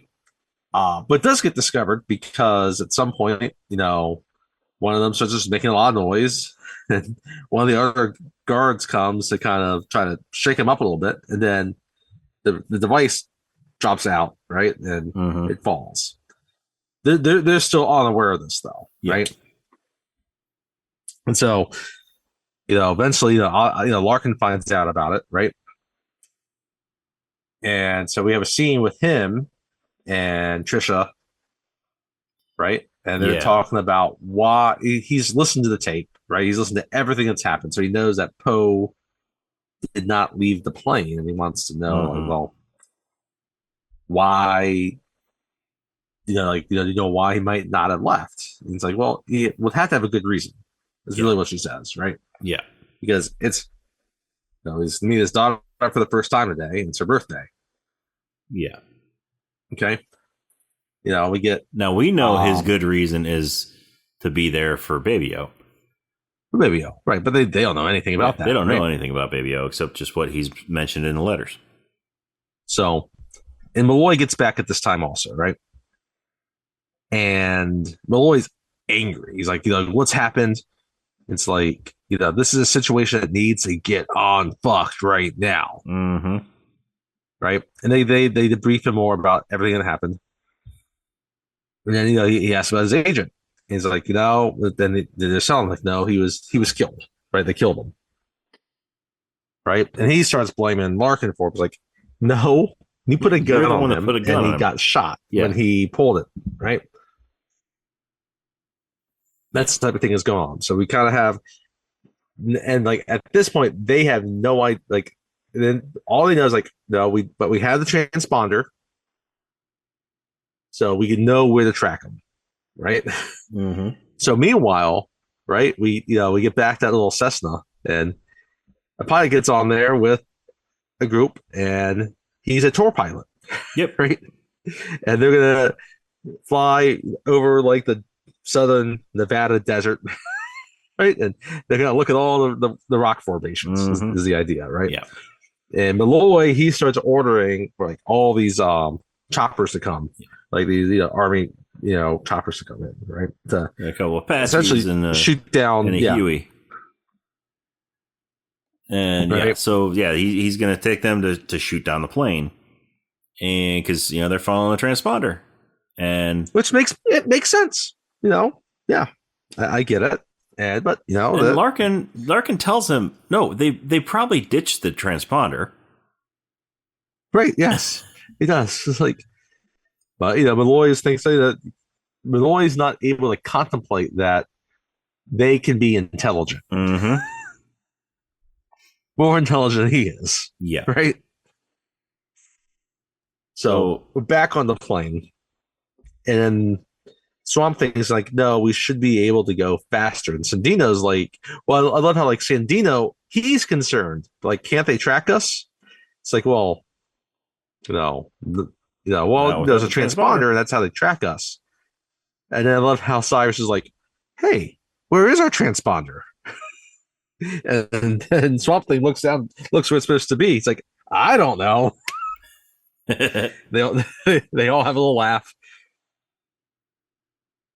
And so they're continuing on, but then, as you just saying, like, notice that they notice something is slowing them down. They're not going at the cruising speed that they should be going. Yeah, so they send Diamond Dog and Poe down to the belly of the plane to check and see if there's something lodged in the landing gear, or see if there's something else that could be causing the plane to go slow.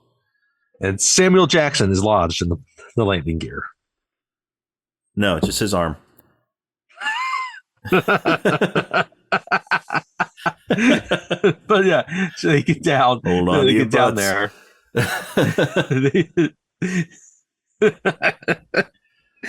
But so they get down there, and so what we Big Rames looks down. He's like, "Oh, that's what happened to Pinball. Yeah, that's what happened to Pinball." So he tells Poe to get him out of there while he goes and checks on some other stuff. But what we didn't mention before, though, real quick, when they were leaving the prison. Poe got all this stuff in a box. And as he and Baby-O are walking out with their boxes, Baby-O has a smiley face sticker. And he peels it off the paper and he sticks it on the front of Poe's box. So Poe is he grabs, he notices that that Pinball is dead. Right. And one of the things that Diamond Dog just says, like, oh, this is like all over effects as well, right? Mm-hmm. And so he tells Poe to take care of him while he looks through things, right? Yeah. So Poe opens up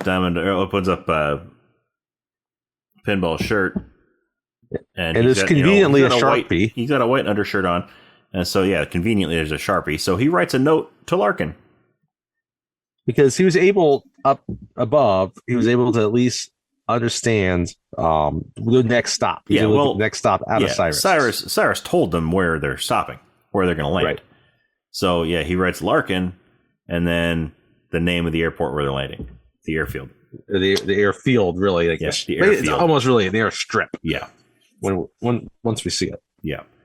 So while he's doing that, Diamond Dog has a little bit of fun. He turns around. He's like, points his gun at him. Oh, Poe! He points his gun at him. He's like, Poe!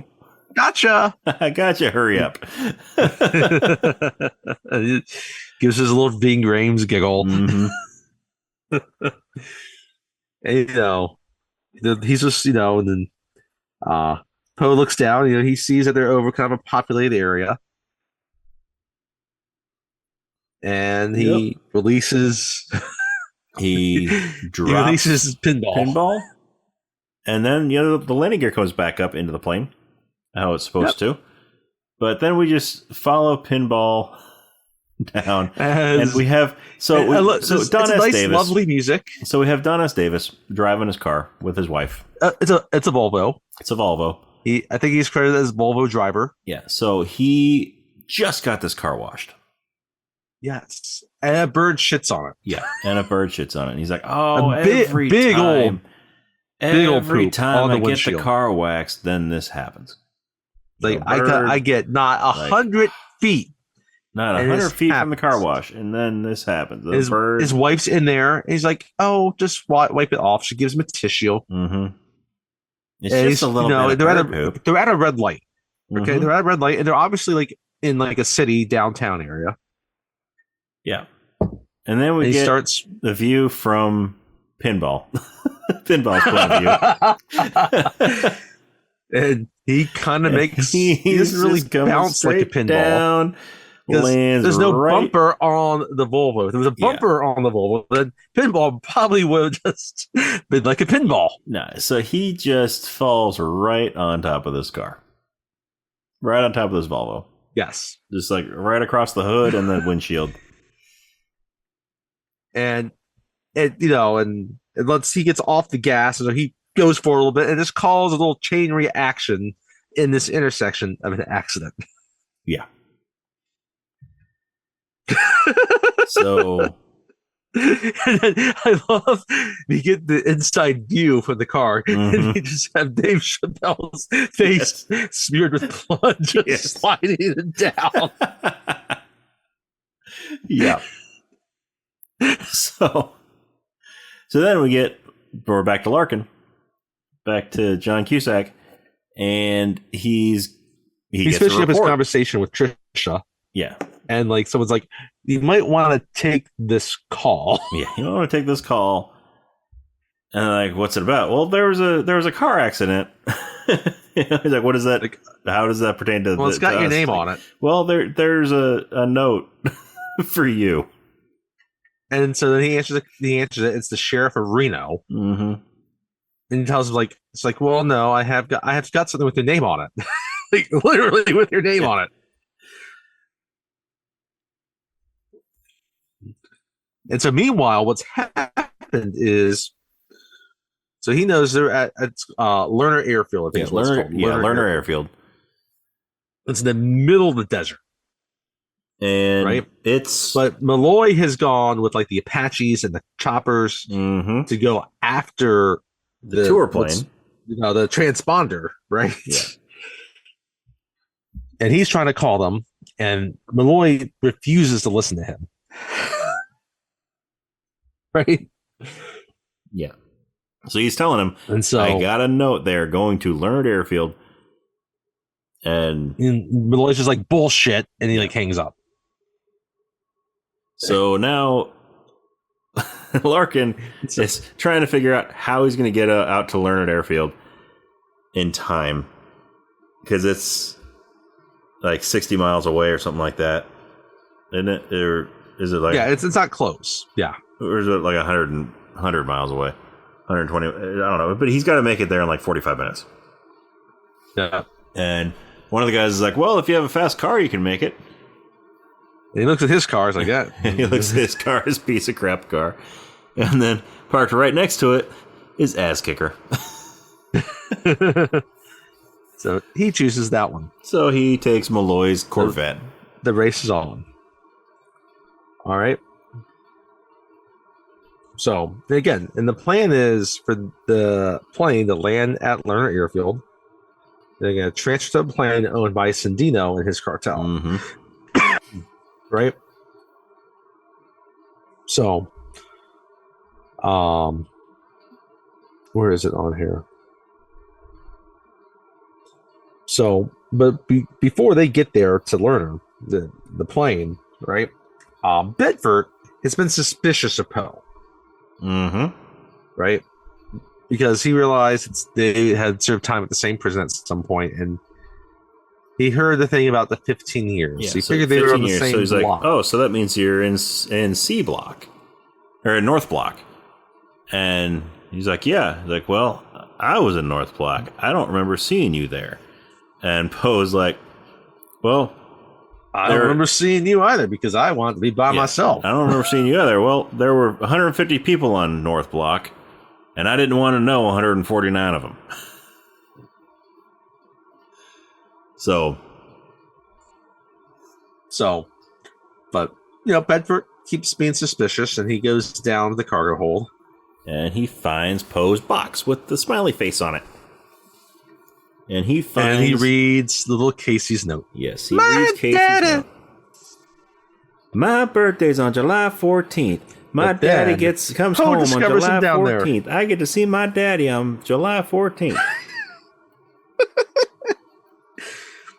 And so Bedford's holding the pink bunny, and Poe discovers him. And he asks him politely to put the bunny back in the box. Put the bunny back in the box. And first, he does not comply. No, he does not. And then he's asked again to put the bunny back in the box. Put the bunny back in the box. And that, again, he doesn't comply. And finally, a third time, he asks him for the last time. Put the bunny back in the box.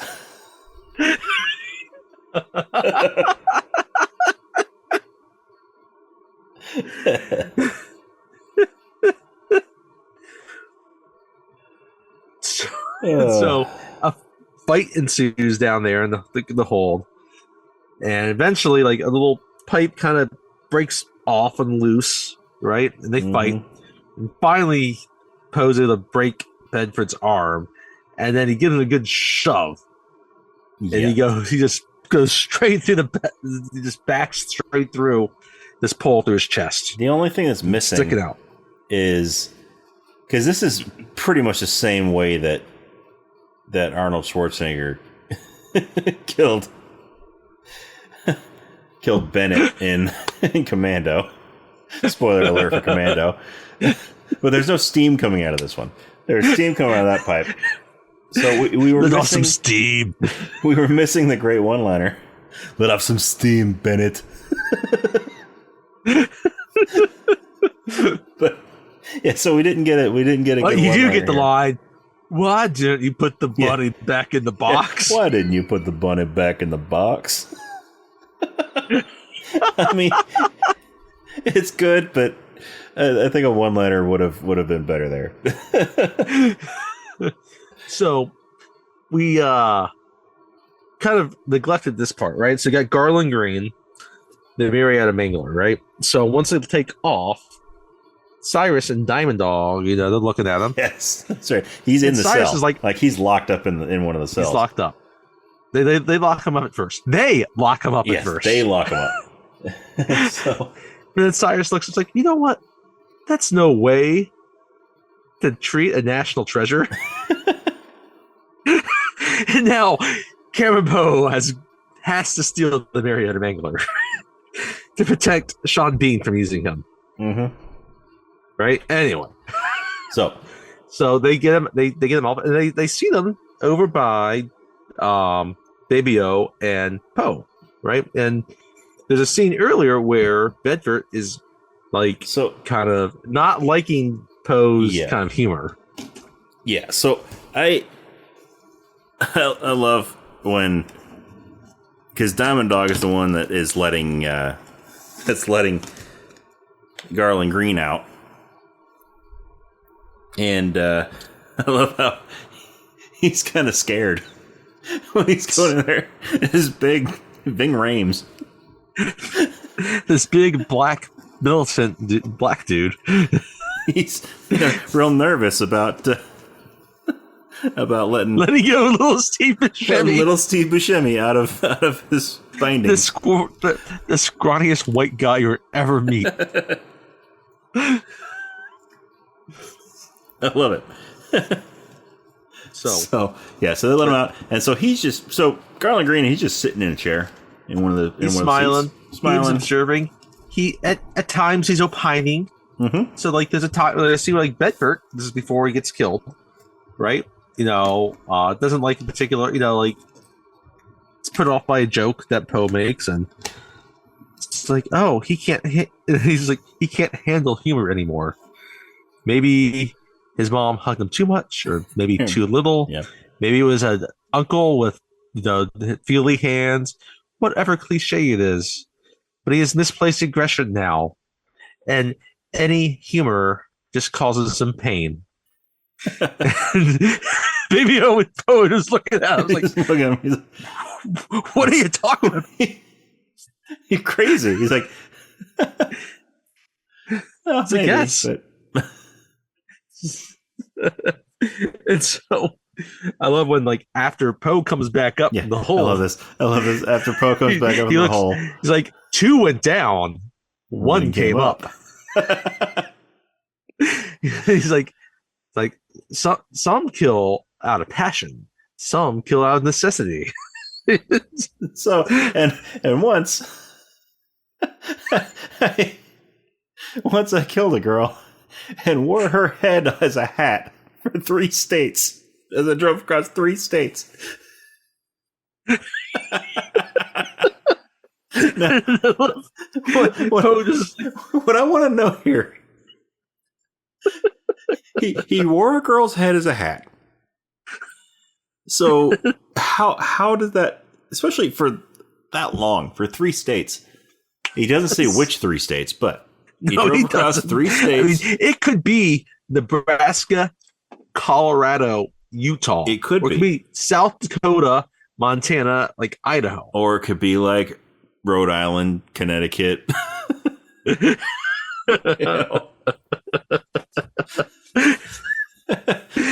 Island, Connecticut, Vermont.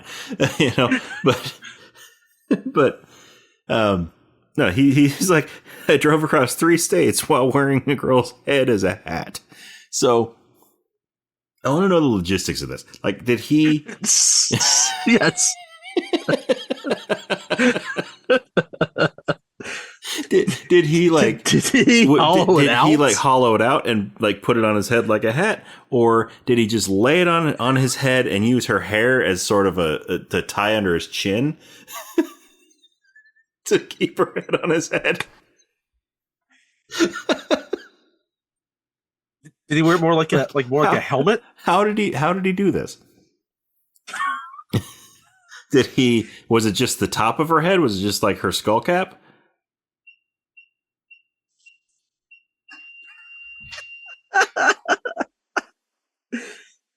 We don't get this answer. No, we don't.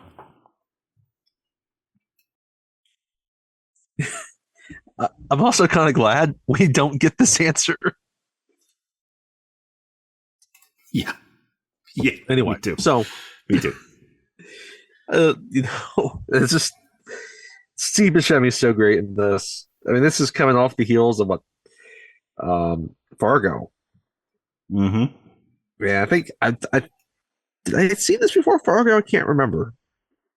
I definitely saw this before Fargo. Anyway, so anyway, they eventually they land at Lerner, right? And they need to get So they what happens when they kind of land? crash land at Lerner. They kind of like crash. Yeah, they kind of crash land at Lerner.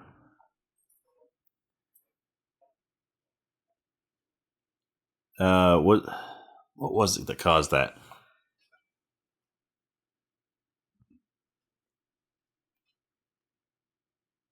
Was it Here? because that's right? Because wasn't Larkin able to get people there? And Well, not yet. So he's the only one that gets there first, right? Because he's able to he gets there. I'm like, I can't remember if it's before or after they land, but like, I guess it's before. I think he gets there right before they land because he parks the Corvette in one of the hangars. Right. So this is what I don't get either. Like at first when you see this, it seems like it's just this truly an airstrip with a small little tower, right? Yeah. In the middle of the desert. And there's nothing around. He's looking, he's confused, right? And there's a couple pumps to refuel the planes, right? And he climbs up into the tower, and there's no one there. There's like a coffee pot, and eventually discovers the body of the controller in the tower, right? Poor guy, right? Oh, this is why it happens. So another small little Cessna comes and lands, right? And that's what kind of steers. That's right. It lands right before the plane does, and they have to pull up and then go back down, and they skid off the runway, right? Yeah. And so the plane kind of gets stuck in a ditch, basically. Yeah, it gets stuck in a ditch. And so I love how like the pilot of that, he kind of gets lucky, right? Because he gets out, he's angry, obviously, right? And he sees that they're armed and dangerous looking dudes. And he just starts to run the other way. Yeah. Right? And Cyrus he looks at everybody, he's like, I hope he likes sand. Yeah, so and he just starts running, which is strange. And then all of a sudden you start to realize like there's a little trailer park here. And it's a slightly larger airstrip than it first appears to be. Yeah. So and it's supposed to be, like you said, like maybe 60, 70 miles away from anything. Yeah. So and meanwhile, what has happened is that they've discovered that the transponder was on this tour plane, right? Because they're about to shoot it, right? And all of a sudden, all this is staring straight at this little Cessna. And there's the pilot in there, and there's like 3 people in the back. And they're all freaking out. And they're all freaking out, right? And they realize, oh, right, okay, they were wrong, and so anyway, yeah. But so it lands. But they quickly realize that there is no aircraft there for them. Yeah. Right? And even at this time, like Poe was trying to talk to Cyrus, right? He's saying like, how well do you know this Sandino? Are you sure he's not trying to double cross you? And just leave you here? Like he's a drug dealer. Like, and it turns out that's exactly what Sandino's trying to do. So, yeah. So Cyrus sends Poe off to get something. and he goes in and finds a couple of the drug dealers in the. Well, he doesn't find them yet. Oh, right. He finds a plane. Right. Most of the rest of the crew is tasked with, because they're big guys, right, to dig out and pull the plane out of the ditch. Right. yeah. And so Poe's also at this point like, and Baby O is also. Like, he's doing bad. He's trying to find a syringe. Like, there's some insulin left, but there's no syringes. Yeah. The syringes have been destroyed. Yeah. So he's trying to find the insulin. Yeah, he's trying to find a syringe that he can use with the insulin. And then, while he's there, he discovers a hidden jet, right? Yeah. And we don't see anybody in this jet yet, right? And while he's there is when he bumps into Larkin. Yes. And Larkin realizes that's Poe. And he realized even before. It's like when he's giving the brief, when he's briefing everybody before the plane takes off, he calls Poe a nobody. He's just somebody hitching a ride home. Yeah. Right? And they have a little conversation. Right? At first they have their guns drawn on each other, and and Poe keeps it, like, Larkin drops his, but Poe keeps his up because he only trusts two men. Well, no, first Poe, he gets the gun from a couple of the, because he fights off a couple of drug dealers. Does he? Yes, has he done that yet? That's how he gets the gun. Because one of them has a gun with a suppressor on it. He meets up with them outside this hidden jet because that's their plane. Okay, that's right. That's right. He fights them, but then ends up killing them. Sandino gets that's right. Sandino's hiding on the plane. Yeah. Okay. You're right. Yes. Yeah, so he ends up killing them, and then he's got their gun, and that's when he meets Larkin. You're right. And they're pointing their guns at him, and that's when he tells Larkin, there's only two people that I trust. One of them's me, the other one's not you. And Larkin's not offended. He gets it, right? And they talk, and he's like, and Larkin just discovers, yeah, there's someone else on that plane. That's why he's sticking back. He's not leaving this man behind. Mm-hmm. Right? So Poe gives a message to Larkin for his wife. Case, he's just like, I couldn't leave a man behind. It's basically like the message that he kind of leaves. And then he's just like, oh, I saw your daughter. He's like, you saw Casey? And he's like, they thank God she looks like her mama.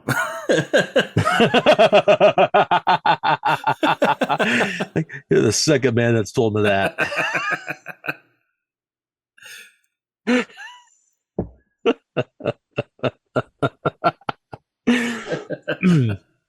No, he doesn't say that. But so they split off, and now the Apaches and they're coming towards the airstrip, right? But they don't quite see them yet, and they're going to be sending other National Guard soldiers, right? So to meet them. But before that, right? So Cyrus comes with a plan. They're walking around, and that's when the plane starts to decides to it's going to take off. No, not yet. First, we got to get the whole Garland Green situation here. Oh, that's right. Yeah, he's off.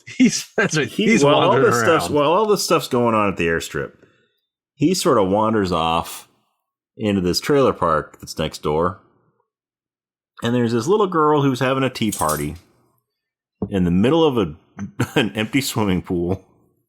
Right. Okay. So, first off, they're the pilot. Didn't even really run off anywhere. Like, he could have just hit in one of the trailers. Mm-hmm. Like, it's again, like they're in the middle of nowhere, but there's other structures around. There's actually people around as well.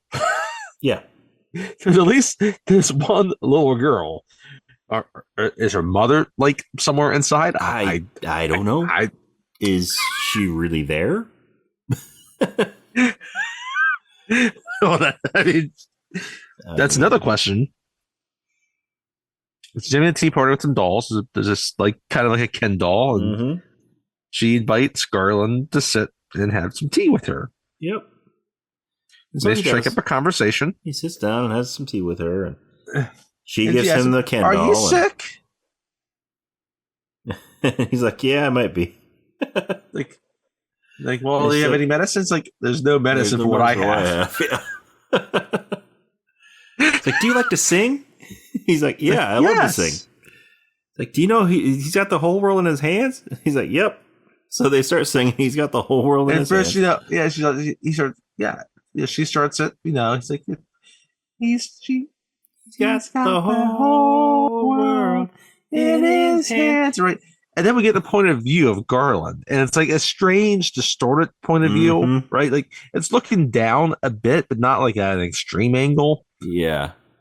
Right? It's kind of a dominating angle, but not like an extreme dominating angle, and it's weird. And then he starts saying, he's got the whole world in his hands. He's got the whole world in his hands. The itty bitty babies. Right? So this whole and of time course you're wondering what's going to happen. Exactly. All of a sudden, you're wondering what's going to happen with this little girl. Has taken a hard left turn. Yeah. What is he going to do to this little girl? Have we abandoned the 90s action movie and we're about to have Henry Portrait of a Serial Killer? So it cuts back to the plane, and now they're getting ready to take off, and Cyrus has developed this plan. He's like, okay, they're coming. So they don't know that yet, right? Because at first they gotta have Sandino, right? He's gonna take off, right? Because he's ready to go, right? And Poe, he's still looking around for insulin.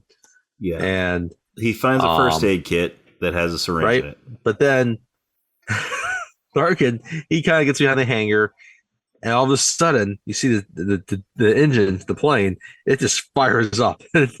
He gets blown back by the force of it, right? And now Larkin just has this giant scorch mark on his shirt for the rest of the movie.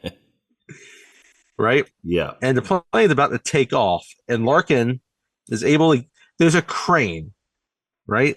There's that he's able to, that has a little cab on it, right? A little movable crane with a hydraulic arm, right? Which he gets control of it, right? And then Cyrus sees the plane going down. He's like, "That's my plane," right? But Larkin drops the boom with the crane, and the it arm, rips the tail off of the plane, right? And it crashes. And Sandino gets out, right? And it crashes into the gas pumps, right? And now you got gas, fuel just pooling up. That's right. All over. That's right. This is like Zoolander. It's like Zoolander. This is the one-liner that should have happened earlier with Billy Bedlam.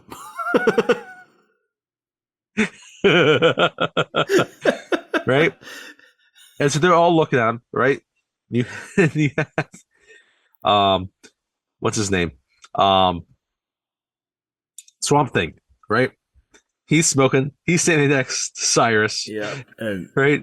Sandino's out of it, and he's dazed, right? He's dazed. He's just been in a plane accident, right? So he's a little confused, and he sees Cyrus, and he looks at Cyrus. He's like, sigh. And then Cyrus completes it with a Nara. Throws Swamp Thing's cigarette at the fuel that's on the ground, and the whole plane goes up. I love how we get an image of Sandino. It's almost like the Linda Hamilton T2. You just see his entire body just get engulfed in flames. Yes. Meanwhile, the explosion starts going back towards this like cafe or diner or kitchen or whatever it was that Cameron's in or Poe's in. And he starts outrunning the explosion. It's the perfect 90s CGI Yep. fury explosion. Yep. With his hair flowing in the wind as he's running. And he gets blown as he gets, he kind of jumps out of the way, and the force, he tumbles under a truck. And there's an old man under that truck. Yeah. And the old man's freaking out. He thinks he's going to hurt him. And he's like, I'm not going to hurt you. It's like, but I got to go. The old man's like, that's easy for you to say. You're not the one that's got to pee.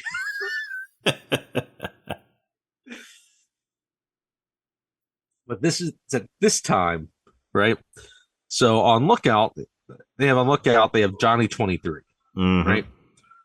And he sees them off in the distance, and the whole cavalry is coming with, right? And he doesn't see the choppers yet, right? Because they're down further south, right? Yeah. So he decides he's going to take this opportunity now that everybody's occupied, and he is going to go and attempt to so Cyrus has the plans. Like, we're going to trap him in, and we're just going to fire at him, right? We're going to, right? Right. So as they're all setting everything up for that, right? Except for the one guy wants to know, because they set everything up. It's almost like a school playground, like they're using rocks and all these different things. We forgot to mention, shortly after they landed at Leonard, then Sally Can't Dance found a pretty dress on a clothesline. And so he changed his clothes. So now he's wearing this dress. That's right. Yes. When he found the dress, he's like, yes! Well, he was upset earlier because Diamond Dog informed everybody he found the personal effects, right? Yeah. And then he's wearing these sunglasses, right? Yes, and they're his those sunglasses. are my shades. Like, they're mine now. It's like men. Yeah, he's like, men. So Cyrus, he has the plan, right? And it's almost like the whole schoolyard thing, right? He's got the stick and he's showing different things. Mm-hmm. And one of the guys is like, "What's that?" He's like, "That's a rock." That's a rock. He throws it away.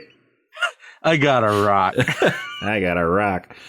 Anyway, but that's when they had Danny Trejo, or Johnny 23, is going to take this time. He's going to take this time to try to rape Guard Bishop. Right. And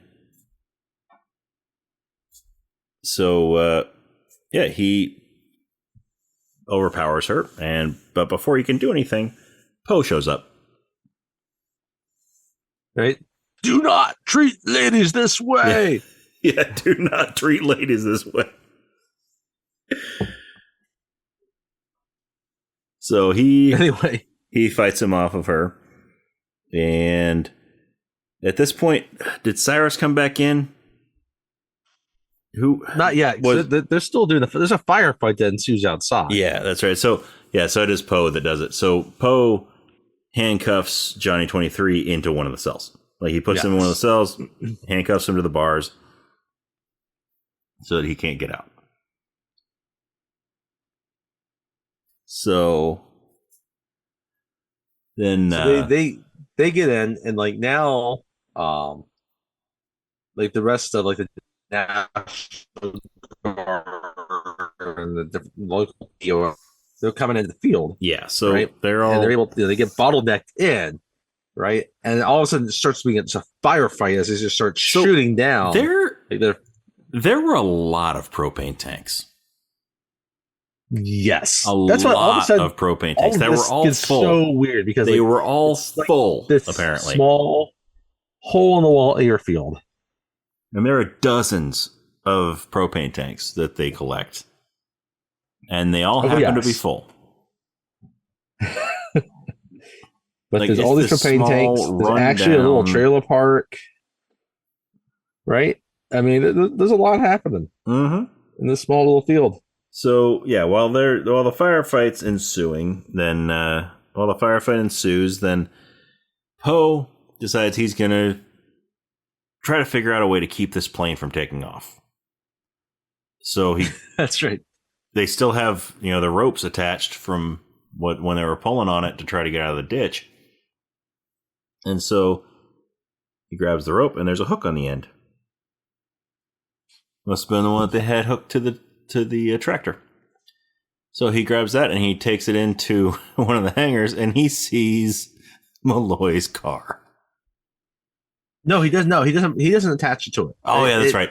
That's right. He attaches onto it. Yeah, he goes up. He goes in. Yeah, he hooks it onto a pole that's sticking out of the ground. That's right. Right. So he doesn't do anything else with it. Yeah, yet, he sticks it onto one of the poles that's sticking on the ground. And they're shooting there. Larkin realizes like they're fishing a barrel. Like, I need to do something, right? So thankfully there's like a heavy tractor in there, right? Kind of like a big cat, kind of like in like in Tremors, right? Yeah. And so he starts driving it, and he's just kind of using that kind of like as a lineman, right? That the rest of the guy, all the cops there can crouch behind, and can have behind. This is gonna shoot off the right.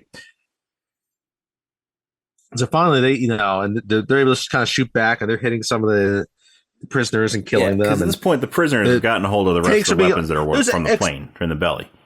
Explosions are just blowing up everywhere. It's totally, again, Michael Bay-esque with all these explosions. Yeah. So they try to take finally off. retreat back to the plane. They try to take off. As they retreat back to the plane, this is when Massey, he finally makes it, right? As the plane is taken off, right? And as it takes off, the rope with the hook, right? It starts going down, and it crashes through a hangar. Well, first it's hooked on there, and they can't take off because it's hooked to this thing. So they send Diamond Dog back there to unhook it. And so he gets back there, he unhooks it, and just drops the rope on the ground. That's right. It's hooked to something else that's there. That's right. Yeah, it's hooked to, there's a big post that's sticking out of the ground, and it's hooked to that. That's right. It's wrapped around that. But yeah, so Diamond Dog unhooks it, just drops the rope on the ground, and gets back in the plane. And Diamond Dog, as he's doing this, he discovers, what's his name's body?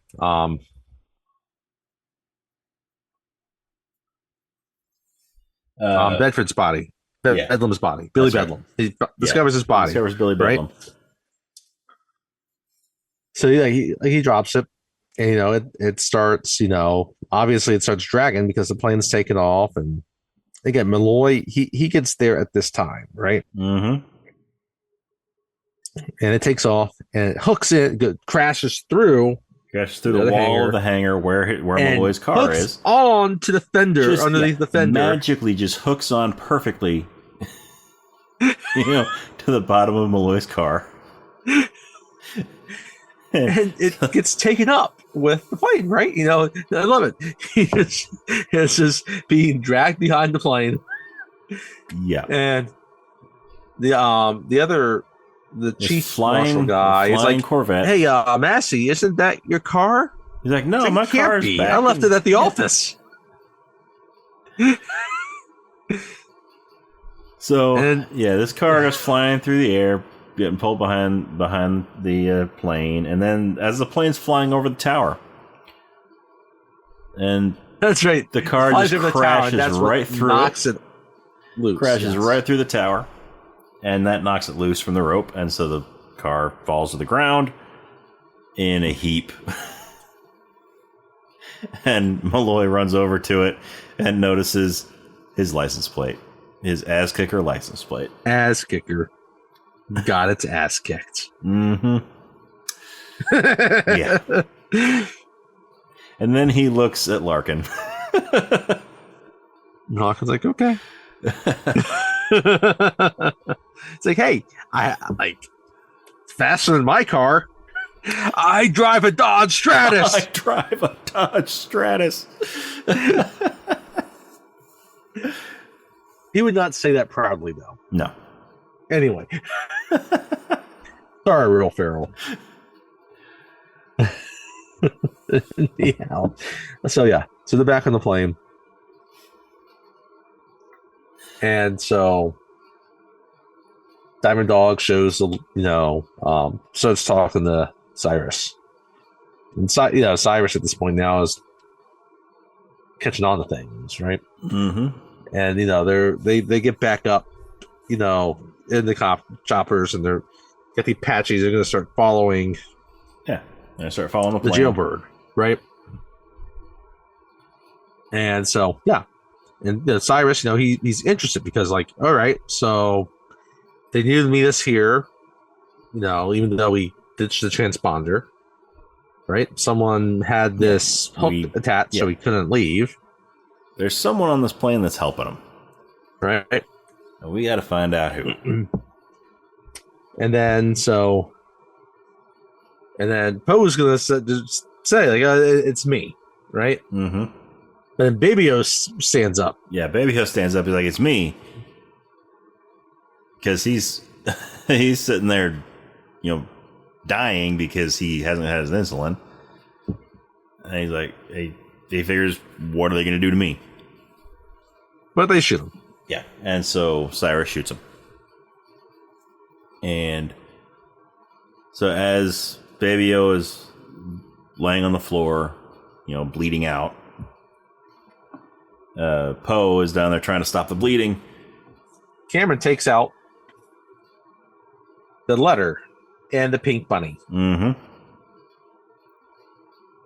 And he reads the letter. Yeah. And so Bishop is with them too. And Baby-O is like, Poe, I'm starting to doubt that God exists. And so Poe grabs Bishop's hand and puts her hand on his wound, on Baby-O's bullet wound, so that she can, put pressure on it as he starts to get up. And Baby-O's like, what are you doing? And Poe's like, I'm going to prove to you that God exists.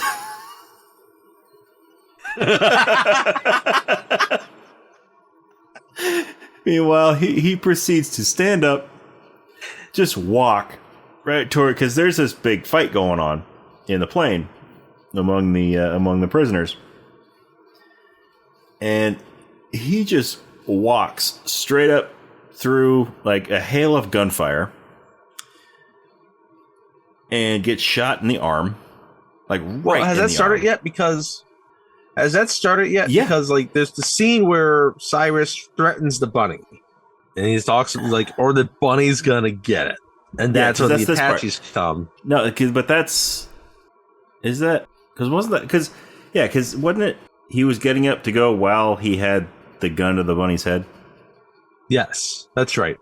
And then he's like, so he's walking, the bunny's gonna get it. He's just walking straight toward him, and so Cyrus shoots him in the arm, and it doesn't even faze him.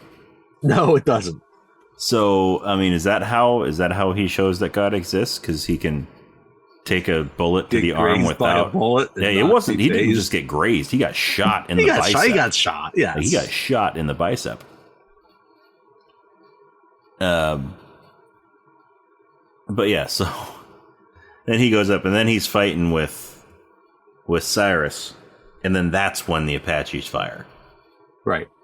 And at first, like, they're going to shoot it down. And Larkin actually instructs his pilot to get between Malloy's and the plane, right? Yeah. Malloy finally calls down his pilot not to shoot, right? But this time, like, they have been hit, and right? So they got fuel, and like, they are going to crash. Yeah. They're leaking fuel. They are going to crash. And they're approaching Vegas. And so they figure, okay, we can go to the Vegas airport. There's a runway clear. Well, yeah. So he gets up to the cockpit, and MC Gainey's like, "Oh, I mean, I don't think I can make it to the airport. Like, I see the strip. That's gonna have to. We have to land on the strip. And when I say land, I mean crash. Mm-hmm. So they go down and land on the strip. And so they're getting tossed around in the plane. And while they're doing that, the Mary Adam Engler Garland, he's just singing, "He's got the whole world." And he's got the little girl's Ken doll. Like, he brought that back to the plane with him. So, what did, we didn't mention before. Yeah, she waves the plane. So first, before that, he gets back to the plane with the doll. And so we're wondering, what did he do to this little girl? Did he kill her? Yes. Does he have her head in his back pocket that he's going to wear for a hat later? I mean, what?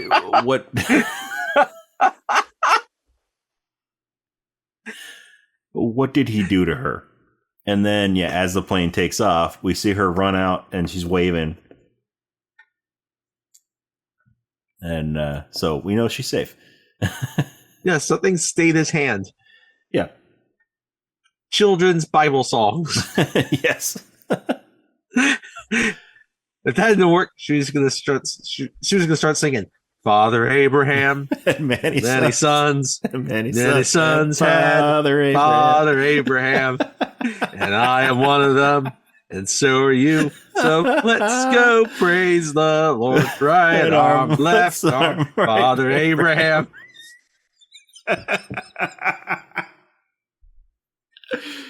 Oh yeah, classic. But anyway, so they touch down on the strip, and they cause a lot of destruction. They cause a lot of destruction. Before they touch down, they skim through and they break off the neck of the guitar of the Hard Rock Cafe. Mm-hmm. And then there's an announcement at one of the casinos that there's the owner of a white Corvette. You need to move your car now. The plane just crashes right through that Corvette. It goes through the little pool, and then the nose hits into the Corvette. And then finally crashes into a big glass, the side of one of the buildings. And into the slots. Into the slots. And so now there's money flying everywhere. Yep, there's coins out, but they've also hit things, and there's cash raining down. So the fire department's here. Fire department's coming out, and in order to avoid capture, Cyrus decides he's going to steal a fire truck. Jones and Swamp Thing commandeer. So Diamond Dog, Cyrus, and Swamp Thing, commandeer a fire truck. Mm-hmm. So Swamp Thing's driving. Before we see this, right? We see some cops and all. They're looking into the plane. They're like, yeah.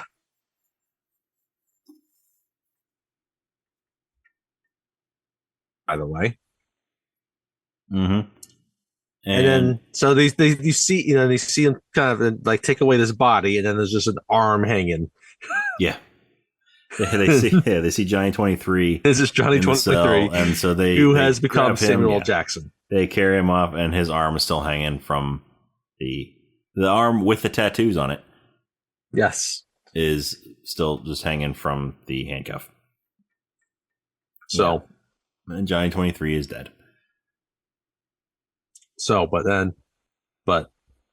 then you get Poe, and you got Larkin, and they see that they commandeer this fire truck, and they're driving off. So the two of them decide to commandeer a couple police motorcycles. Yep. And so they start chasing them, right? Like, They finally get they both get on the bikes at the same time, and then they sort of just nod to each other yes, before they take off. the Cage Cusick nod. Like, this is what we're gonna do. And like Cusack's waiting the entire movie to actually be like this action hero, I guess, right? He's like, John Cusack, action star, of course. Yeah. So John Cusack's riding this bike in his suit. So they get down, they get into this tunnel. Meanwhile, this whole time, Nicolas Cage's flowing locks are they're dancing in the wind. We forgot the scene there back at the airfield, and I forget who he does this with. Where and the camera zooms in on him, and it goes into slow motion. Yes, and his hair just waves. Waves. He winks, and his hair waves. And there's no wind. It's just. He just winked, and it caused it. It's just like flow. Yep. Anyway, back to Vegas. So they're riding the bikes. They're riding the police motorcycles. They get into this tunnel. And this tunnel is in Los Angeles, actually. It's been used in a lot of movies. But yeah, so this tunnel. And I love how, is it Diamond Dog that gets onto the back of it? Yeah. And he gets the hose, and he just starts firing the hose at him. Spraying the hose at him.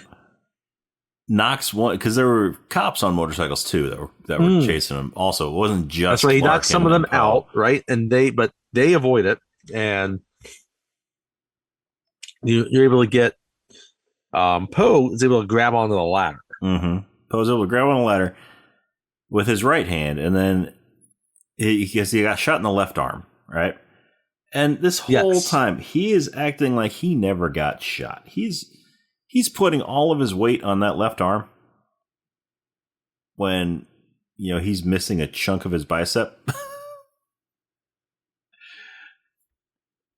Yeah, he would not be able to do that. Yeah, no, it's true. No. Yeah, so he's basically using the ladder on this fire truck as monkey bars to essentially climb over and pull himself up. But there's one point where he is just completely hanging on just with his left arm. Yeah. Just with his left hand. And pulls himself up with just that arm. And after being shot like that, there's no way that he would be able to do that. No. Adrenaline or not.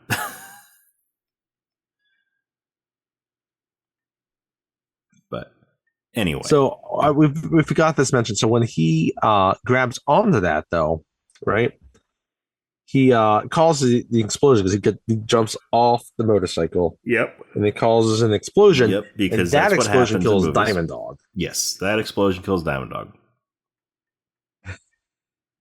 So now you have Cyrus and you have Swamp Thing.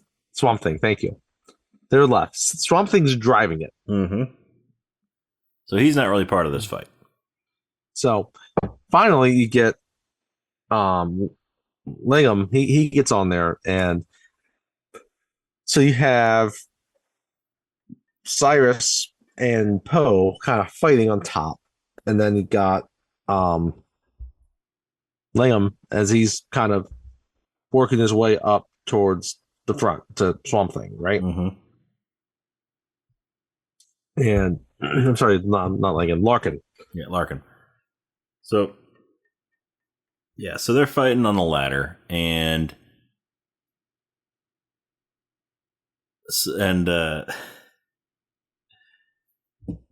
Cyrus. Oh, what was it? Was there a helicopter or something he was trying to get to? What was it? Because he was toward the end of the ladder. Yes. It was towards the end. He was toward the end of the ladder. I'm trying to remember if he was trying to reach for something or if he was just trying to stay away from Poe. Right. I can't remember exactly. But Poe is over at the base of the ladder where the controls are. That's right. He starts moving the control. Yeah. So he raises the ladder as the truck's driving, and they're going under this walkway. Yeah, because they get through. That's right. Well, they get through the tunnel and they get through the walkway. Yeah, and he smashes through the walkway. You think that's going to kill him? He's not dead yet. Nope, not yet. But before that happens, before he's dead. Spoiler alert: he's about to die soon. Right. Larkin, right? He has a hose and he starts filling up the cab of the fire truck with water. Yes. Yeah, because Swamp Thing's not wearing his seatbelt. Yeah, because he's got a fireman's axe. That's also he's got the fireman and he's trying to chop through the roof of the cab. And so when he realizes he can't get through there, he does that, and then he puts the hose in the hole. He fills it up, and the pressure shoots Swamp Thing through the windshield. Yes.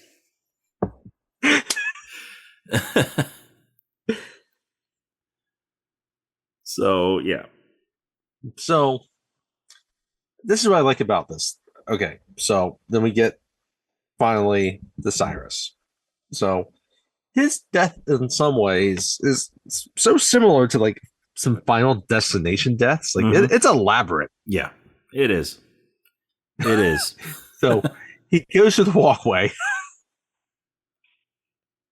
and then he goes through power lines. Yes. And does that kill him? Not yet. No. He falls. And does that kill him? Nope. No. No.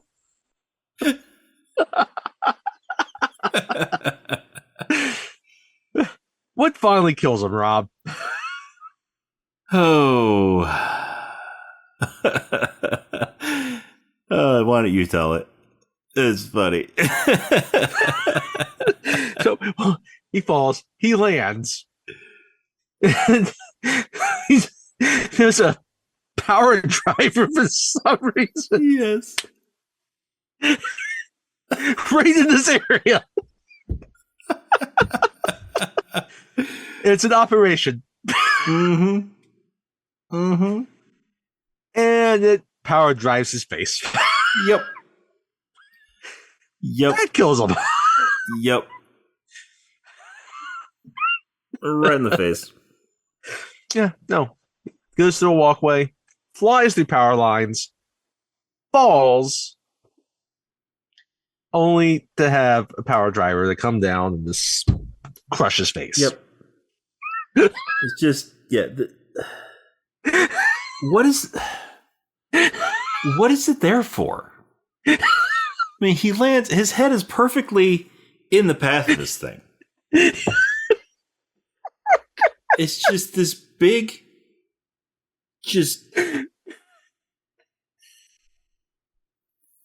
basically this big pneumatic hammer. It's just there. Just for you, John Malkovich. He lands perfectly in his head perfectly. His like his shoulders aren't up in there or anything. It's just his head is right there perfectly at the base of this thing. And it just falls right on his face and crushes his head.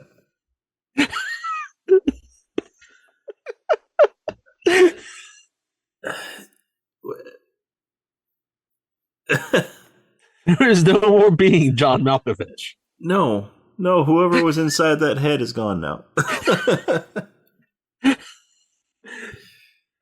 So, yeah. I love because right after the scenes, then you start up the pulp palette. Trisha Yearwood starts coming in from the background.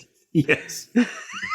Trisha Yearwood is coming in, and we see there's something getting run down the gutter, getting washed down into the It's a fireman picks it up. He's like, what's this doing on a plane full of cons?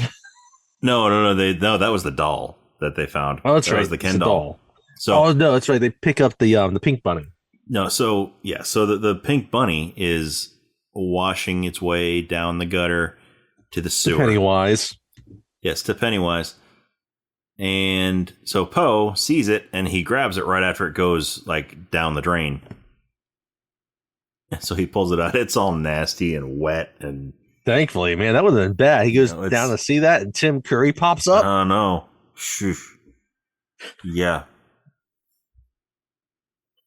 So he sees, you get, Trisha Yearwood is, it's swelling now, and he looks over, and among all the crowd there, he sees Trisha and Casey standing there, and so he walks over to him, holding this soaking wet bunny. And he goes to give it to Casey, then realizes it's nasty, so he wipes it on his pants a little bit. Get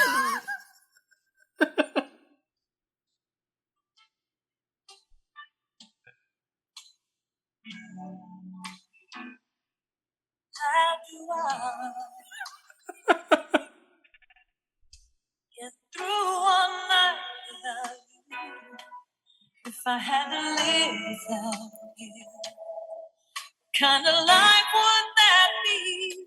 Oh, now I need you in my arms, need you to hold. You're my world, my heart, my soul. If you ever leave, baby, you would take away food in my life.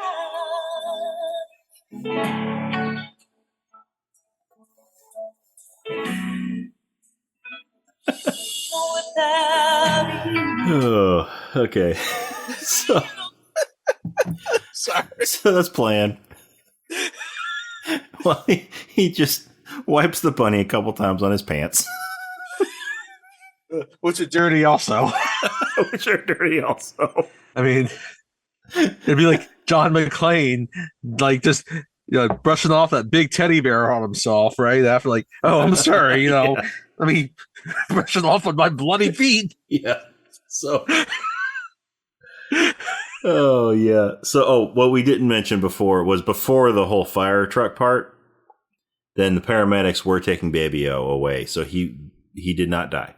Yes, Baby O did survive. Yes, Baby O survived. Yes. So because Poe tells him that he'll meet him at the hospital. But anyway, so back to wiping the bunny off on his pants, on his filthy pants. But she ends up hiding behind her mama. Yeah, she is, because she's never seen this man before. He's kind of scaring her a little bit. And she's like a good Southern woman. She's like, you been late to your father. Yeah. You take that bunny. You thank him for that. You take that bunny. and Poe's like, it's got heroin in it. Yeah, Poe's like, it's gonna make us rich. Poe's like, no, it's okay. It's okay. And she's like, no, you take that bunny. That filthy bunny that's been in the sewer. And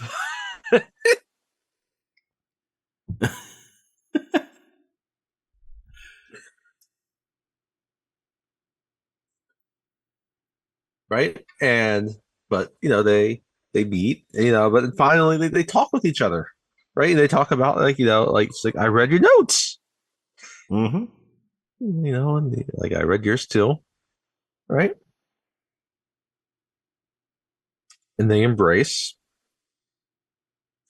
and then they make a little brother for Casey, right there on the strip, right there. Mm-hmm. Not really, but and if you've ever been to Vegas, that's pretty par for the course on the strip. So it doesn't end there, right? I guess before that happens, you have Malloy and Larkin. They're talking. Malloy's like, guess it's a good thing we didn't shoot down that plane. All of a sudden, Malloy discovers a soft spot. Yes. Oh, and then he's also, sorry about your car. It's like, I was tired of it anyway. And all of a sudden, they've become best friends. Yes, all of a sudden, they became best friends. And now figure out how to have bunk beds. Yes. They're going to have so much more space. Yes, so much more room to do activities. And they're going to go do karate in the garage.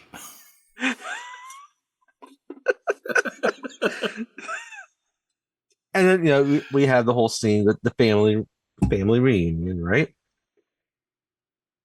But this movie's not over yet. No, it is not. It's not over yet. No. Because we cut inside a casino. Inside a casino at the craps table. The camera's panning around, and then it zooms in on Garland Green. He's got himself some new clothes. He's gambling. He's rolling some dice. Because this whole plane crash sequence, we never saw what happened to him. But now we know. He escaped, and he is gambling in Vegas.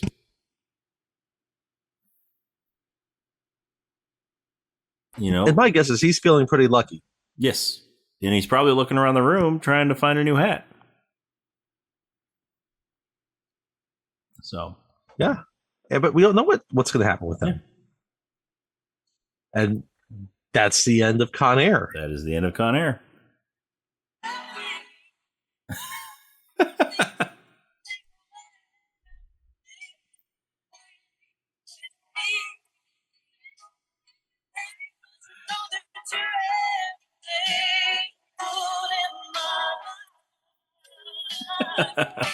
Yes.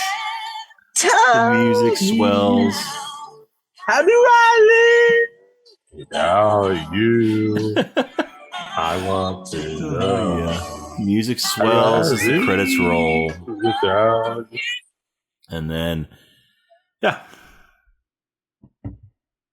that's Con Air. A glorious 90s action movie. Yes. Always worth a watch. It's worth a watch. And it sets it perfectly because it's later that month there will be another Nicolas Cage movie. Yep. It's, as you said, like 3 weeks later. Full gamut of Cage in this movie. Yes. But it catapults him to that next level. Yes. So, yeah. So, anyway, anything else that we missed or that you want to say about it? No, I think that does it. Yeah, I think we covered it pretty well. So, if you enjoy what you're listening to and you want to experience more of what we have to offer, then go ahead and check out our social media. We are on Facebook and Instagram and Threads. That is Rob and Tony's Cinematic Adventure. The and is spelled out, A-N-D. It's not an ampersand like the name of the podcast. We're also on X or Twitter. That is R&T Cinematic. And then if you want to check out some of our movie reviews, some that we've done on the podcast, we haven't done, some we have, or some we will do, some we won't do, then check out our Letterboxd. That is Cine Adventure or Cine Adventure, C-I-N-E Adventure. And shoot us an email, Rob and Tony's Cinematic Adventure at gmail.com. Once again, the and is spelled out, A-N-D. It's not an ampersand like the name of the podcast. But yeah, we want to hear from you. We want, what did you think of Con Air? Is it your favorite Nicolas Cage movie? Is it your least favorite Nicolas Cage movie? Do you prefer MC Gainey in this movie as opposed to Breakdown or Mighty Ducks? Breakdown. And, yes, we've done 3 MC Gainey movies this year. I like that. Yeah. Is there another MC Gainey movie you think we should do? I'm sure we'll do another one at some point. He shows up in a lot of stuff. But anyway, so yeah, just shoot us an email. Let us know your thoughts. What do you want to? What kind of movies do you want us to cover on here? Should we do more John Malkovich movies? Should we? I think we should. But anyway, and then if you enjoy what you're hearing, then go to our social media, give us a like and a follow. Go to your favorite podcast app wherever you're listening to us, and hit that subscribe button. Give us a good rating and good review. That's how we move up in the standings and the ratings and the search and the recommendations, all that stuff. And that way we can reach more ears and we can bring our discussions to more people. Because for some reason, we love talking about these movies. And we want to share that with as many people as possible. We do. We really do. So, anyway, as promised, we are going to be continuing this Nicolas Cage summer of... Well, I wouldn't say summer of Cage. It's back end of June. Yes. So this little Nicolas Cage miniseries right in the middle of the summer blockbusters with the movie that we mentioned that came out like 3 weeks after this one did. That's crazy. Full on batshit crazy Cage. With the one person that could probably meet him in full on batshit crazy mode. Yes. And what movie is that, Tony? What movie are we going to be covering next? It's the John Woo classic Face Off. Face Off. I want to where take his John face Travolta gets to play Nicolas Cage off. And John Travolta. Yes. Nicolas Cage gets to play Nicolas Cage and John Travolta. Oh, it's so glorious.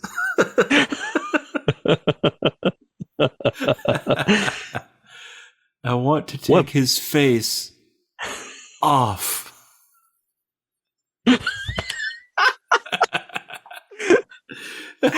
We haven't even started doing the episode, and we're having fun with it. Yep.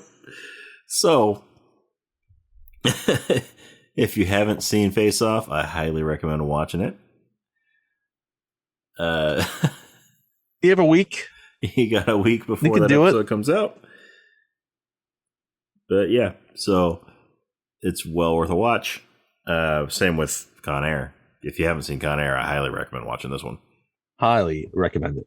But yeah, so join us next time for Face Off.